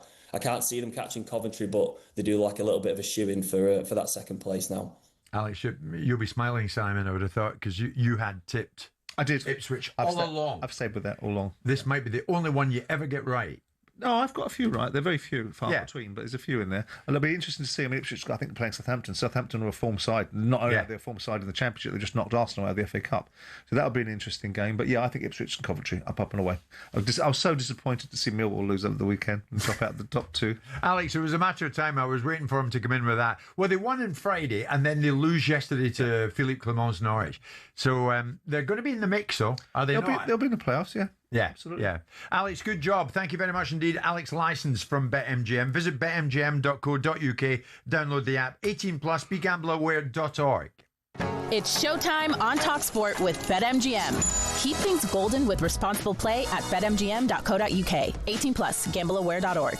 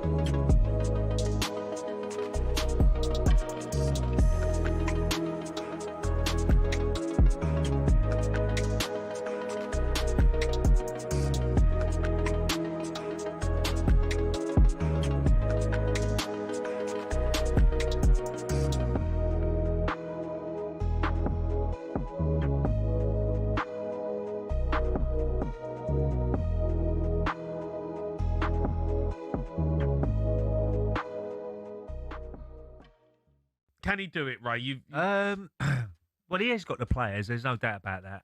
I think Tudor, they made the right decision getting rid of Tudor. Yeah. There's no doubt that he wasn't the man to get the best out of the players. You could sense that they wasn't having him at all. No. And if you lose the dressing room, some big players in the dressing room, you're in trouble straight away. Probably the press didn't help him when he was going to the press saying they got to run more, they got to do this more. You can say to the players individually that, but you don't do it in the press. Straight away, you're on the back foot. Yeah, for me, as a player. What about Romero, Ray? Because you're not. Yeah, happy I'm not with... too sure about his attitude at the moment. Look, De Zerbi might be totally different with De Zerbi.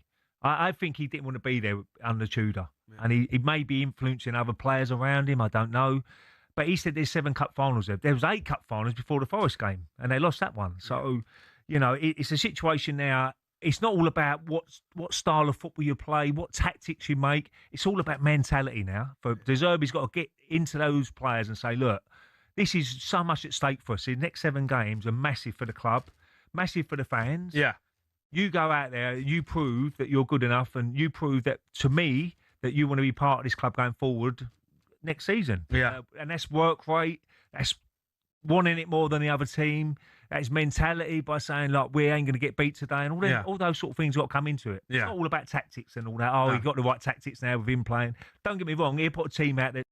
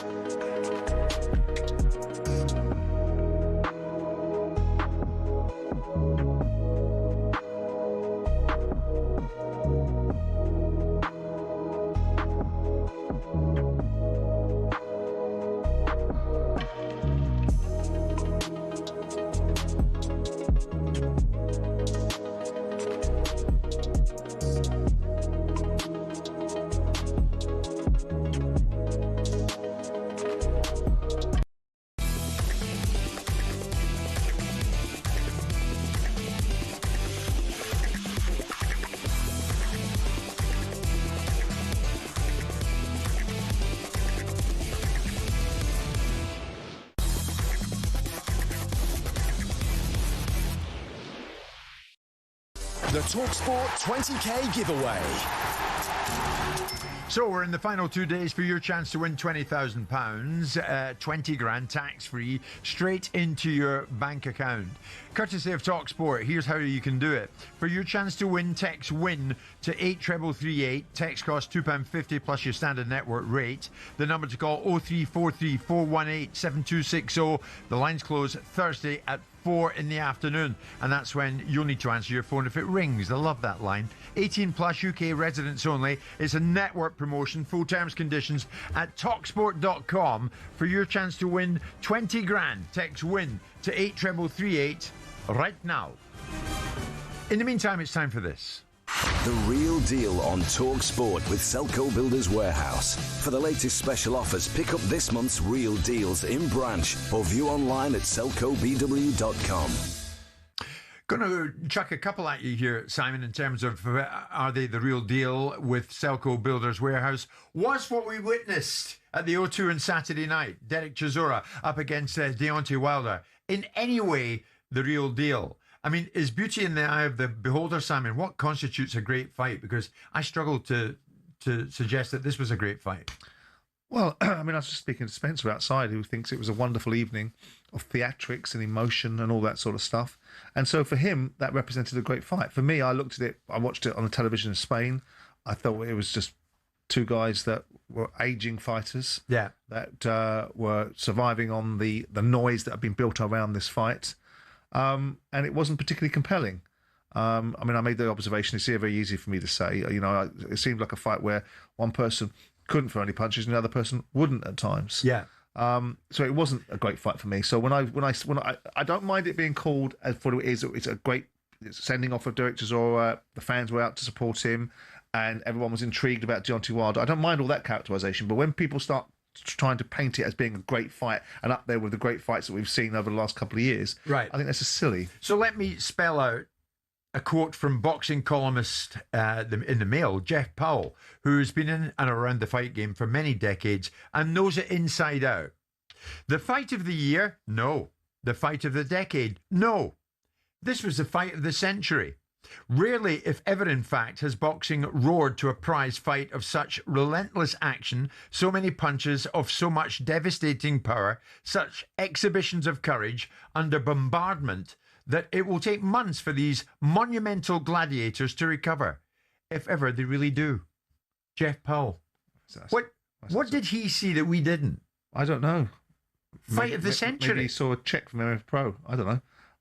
I mean, that's nonsense. I mean, Jeff Powell is a very respected writer. He has written things over there. I mean, he wrote a quite disparaging column about Nick Ball, who is a legitimate world champion who recently lost, and described him as in a way that was particularly disparaging. He's written previously about Daniel Dubois being the future of heavyweight boxing, and that's sort of peaked and troughed in that opinion. Yeah, that's nonsense. That's nonsense. That does a disservice to all the great fights that we've seen over the last 2, 3, 4, 5 years, and probably over the last 30 years. It's a tribute act. It's Derek Chisora being afforded an opportunity to be coming into a ring, lauded and applauded for all the things that he's represented to fight fans over the years, and not a lot of it's winning things, but certainly it's an honesty and integrity, and always get what you pay for with Derek Chisora. Wilder's just a hype job. Yeah, has always been a hype job. He might have been the biggest punching heavyweight, but when he got up against elite heavyweights, not so much. Right. So did Wilder do anything whatsoever better than to enhance his reputation? Well, not the reputation he had prior to the Joseph Parker and Zhilei Zhang fights. No. Yeah. But certainly the reputation that he had attracted post that, because he looked like a completely washed up fighter. This. Have a listen to this. This was Wilder and how he saw it all. I knew Darryl was going to come. I knew he was going to bring everything that he had. This is his retirement fight. And I was telling him in the ring, as I started seeing his eyes swell and his temple start to buck a little bit, I said, bro, you got to live for your kids. I don't want to hurt you too much longer. So I started having fun in there because I saw my brother starting getting hurt. I started winking his eyes a little bit. And that's what boxing all about. Too many lives have been lost in this ring, this very ring. And then when it's over for us, nobody give a damn about us. No matter what they say, nobody give a about us. So you got us fighters have to look after each other. And tonight, I looked after Derek tonight. I didn't want to go too hard up on him because, like I said, I saw his temple, the veins started coming out of his head. And I want him to live for his kids. It's time for us to take care of each other. I have 7 of my own. And babies, I'm coming home to y'all. Do you believe him when he says he held back on purpose, Wilder? I don't know. I mean, Derek Chisora would have something to say about that, wouldn't he? He felt, Derek Chisora said when I saw him talking, that if he hadn't gone out of the ring in the way that he did in a particular situation, he'd have won that fight. So I think it's a tad disrespectful to suggest that Derek Chisora was taken easy on. Yeah. And other rubbish about no one looks after you. Who looks after anybody in life? You are a multi-million-dollar sportsman. You weren't fighting for chump change. You're fighting for big bags of money. So when you get this self-righteous little sanctimonious scenario of no one looks out for us, no one gives an F about us, well, do you give an F about anybody else in your life besides the fact that they come across your life and you enjoy them whilst they're there, and then you're not supposed to look after them in perpetuity? You look after yourselves.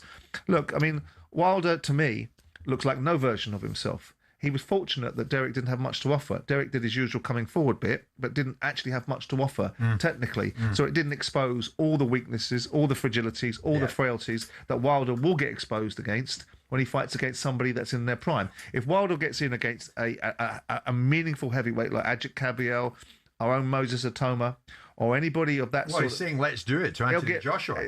With due respect to Anthony, Anthony's gone through a terrible tragedy in his life. I wonder how he is as a man. I mean, I saw him on television on the weekend and reluctantly doing an interview with, I think it was with one of our guys, and talked about being very supportive of Derek Chisora. You know, great. I mean, that's a money fight. Joshua's coming off the back of being demolished by Daniel Dubois. We don't know where he is. He's coming off the back of a fight against Jake Paul and tragedy in his life. Of course, from a point of view of financial gain, yeah. But if Deontay Wilder is laying a serious claim, which I don't think he really is to being able to reunite the heavyweight titles, well, he needs to reunite his brain with his mouth, because he's got no chance. So, Chisora Wilder, the real deal or not? No, not for me. No. What about Liverpool? Might they become the real deal this week? They're going to have to do something. Up against Paris Saint-Germain in the Champions League quarter-final, first leg tomorrow night. But, of course, they're coming off the back of that 4-0 FA Cup drubbing at the hands of Manchester City at the weekend. Virgil van Dijk said after that, we let our fans down today. Well, you did, yeah. It's mentally tough at the moment, I must say. And he goes on to say, but you shouldn't give up. And maybe that's what happened to a certain point. Steven Gerrard on breakfast wasn't having any of that. It was really worrying and concerning the way Liverpool did crumble. And also even more alarming what the players are saying after the game, saying there's no fight. You know, we gave the game up. You know, at Liverpool Football Club, that can't happen on the pitch, and it certainly can be said off the pitch. So they've come so far away from the team identity, what they've set in terms of standards for the past years. I think they've got an opportunity here this week to try and galvanise something from the season. I think the players have admitted it. The managers have admitted it hasn't been good enough. They've got to stand up and be counted individually and collectively. They've got to stick together. And they've got to try and grasp the opportunity of putting pressure on. And they've just got to go and give it everything they've got against this PSG team and try and take the game to Anfield next week, use the crowd and try and galvanise something from the season. Because if the week goes the other way and they don't do that and they don't try and galvanise something from the season, unfortunately, the pressure, the heat, the intensity is going to come even more on the players and certainly on Ali Fox as well, which from a fan point of view right now, I don't want to see. Stevie G's former colleague, Mr. Danny Murphy, will build up to the game with us tomorrow morning, Simon, right here on talkSPORT. Is it anyone's guess that the Liverpool players, Simon, will turn up for this one and give it everything, as Stephen is suggesting? They absolutely have to. Because you don't know what you're going to get with them at the moment. Yeah, I mean, there were obviously opportunities in the game against Man City to have arrested that particular outcome, and penalties being missed and circumstances not being, and players not operating at their highest level. And we can all make excuses for them, but Mohamed Salah hasn't played well this season. No. There might be lots of reasons behind it, and perhaps we can get that explanation at some point if we ever feel that we need it. I mean, Liverpool have been disappointing this season, and if they, to get knocked out of a quarterfinals of the FA Cup 4-0, and to potentially be knocked out of the Champions League by PSG, leaves them with nothing, really. And no guarantee they'll get into Europe next year. So it's a bit of a disaster, given the fact that most people, irrespective of how much money they have or haven't spent, were expecting Liverpool to be very valiant defenders of their Premier League, which they haven't been. And quite frankly, they weren't when they won it under Klopp that season. They weren't valiant defenders of them. It's a worrying statement from Van Dijk, isn't it? But footballers, I think you've got to take a lot of what they say with a pinch of salt, because they say things to say things, because they've got to say things. And half the time they're not engaging with what they're really saying. They're saying what they think people need to hear, or what they think is the right thing to say, or what will create shock and awe. Yeah. I would expect Liverpool to be difficult to beat for PSG, irrespective of what's happened on the weekend. I would expect Liverpool to be difficult to beat. That doesn't mean that PSG won't beat them. I just think they won't be. I'd be surprised if Liverpool get rolled over 4-0 by PSG. Yes, yeah. As Stephen says, stay in the tie, whatever you do. That was our pick for this week's Real Deal with Selco Builders Warehouse. For the latest special offers, pick up this month's Real Deals in branch or view online at selcobw.com. What have you got now? Bit of talk boxing. Talk boxing, yes. With Paul Smith and my friend Willie Hutchinson. Willie Hutchinson. Yes. All right, you're big chums now, are you?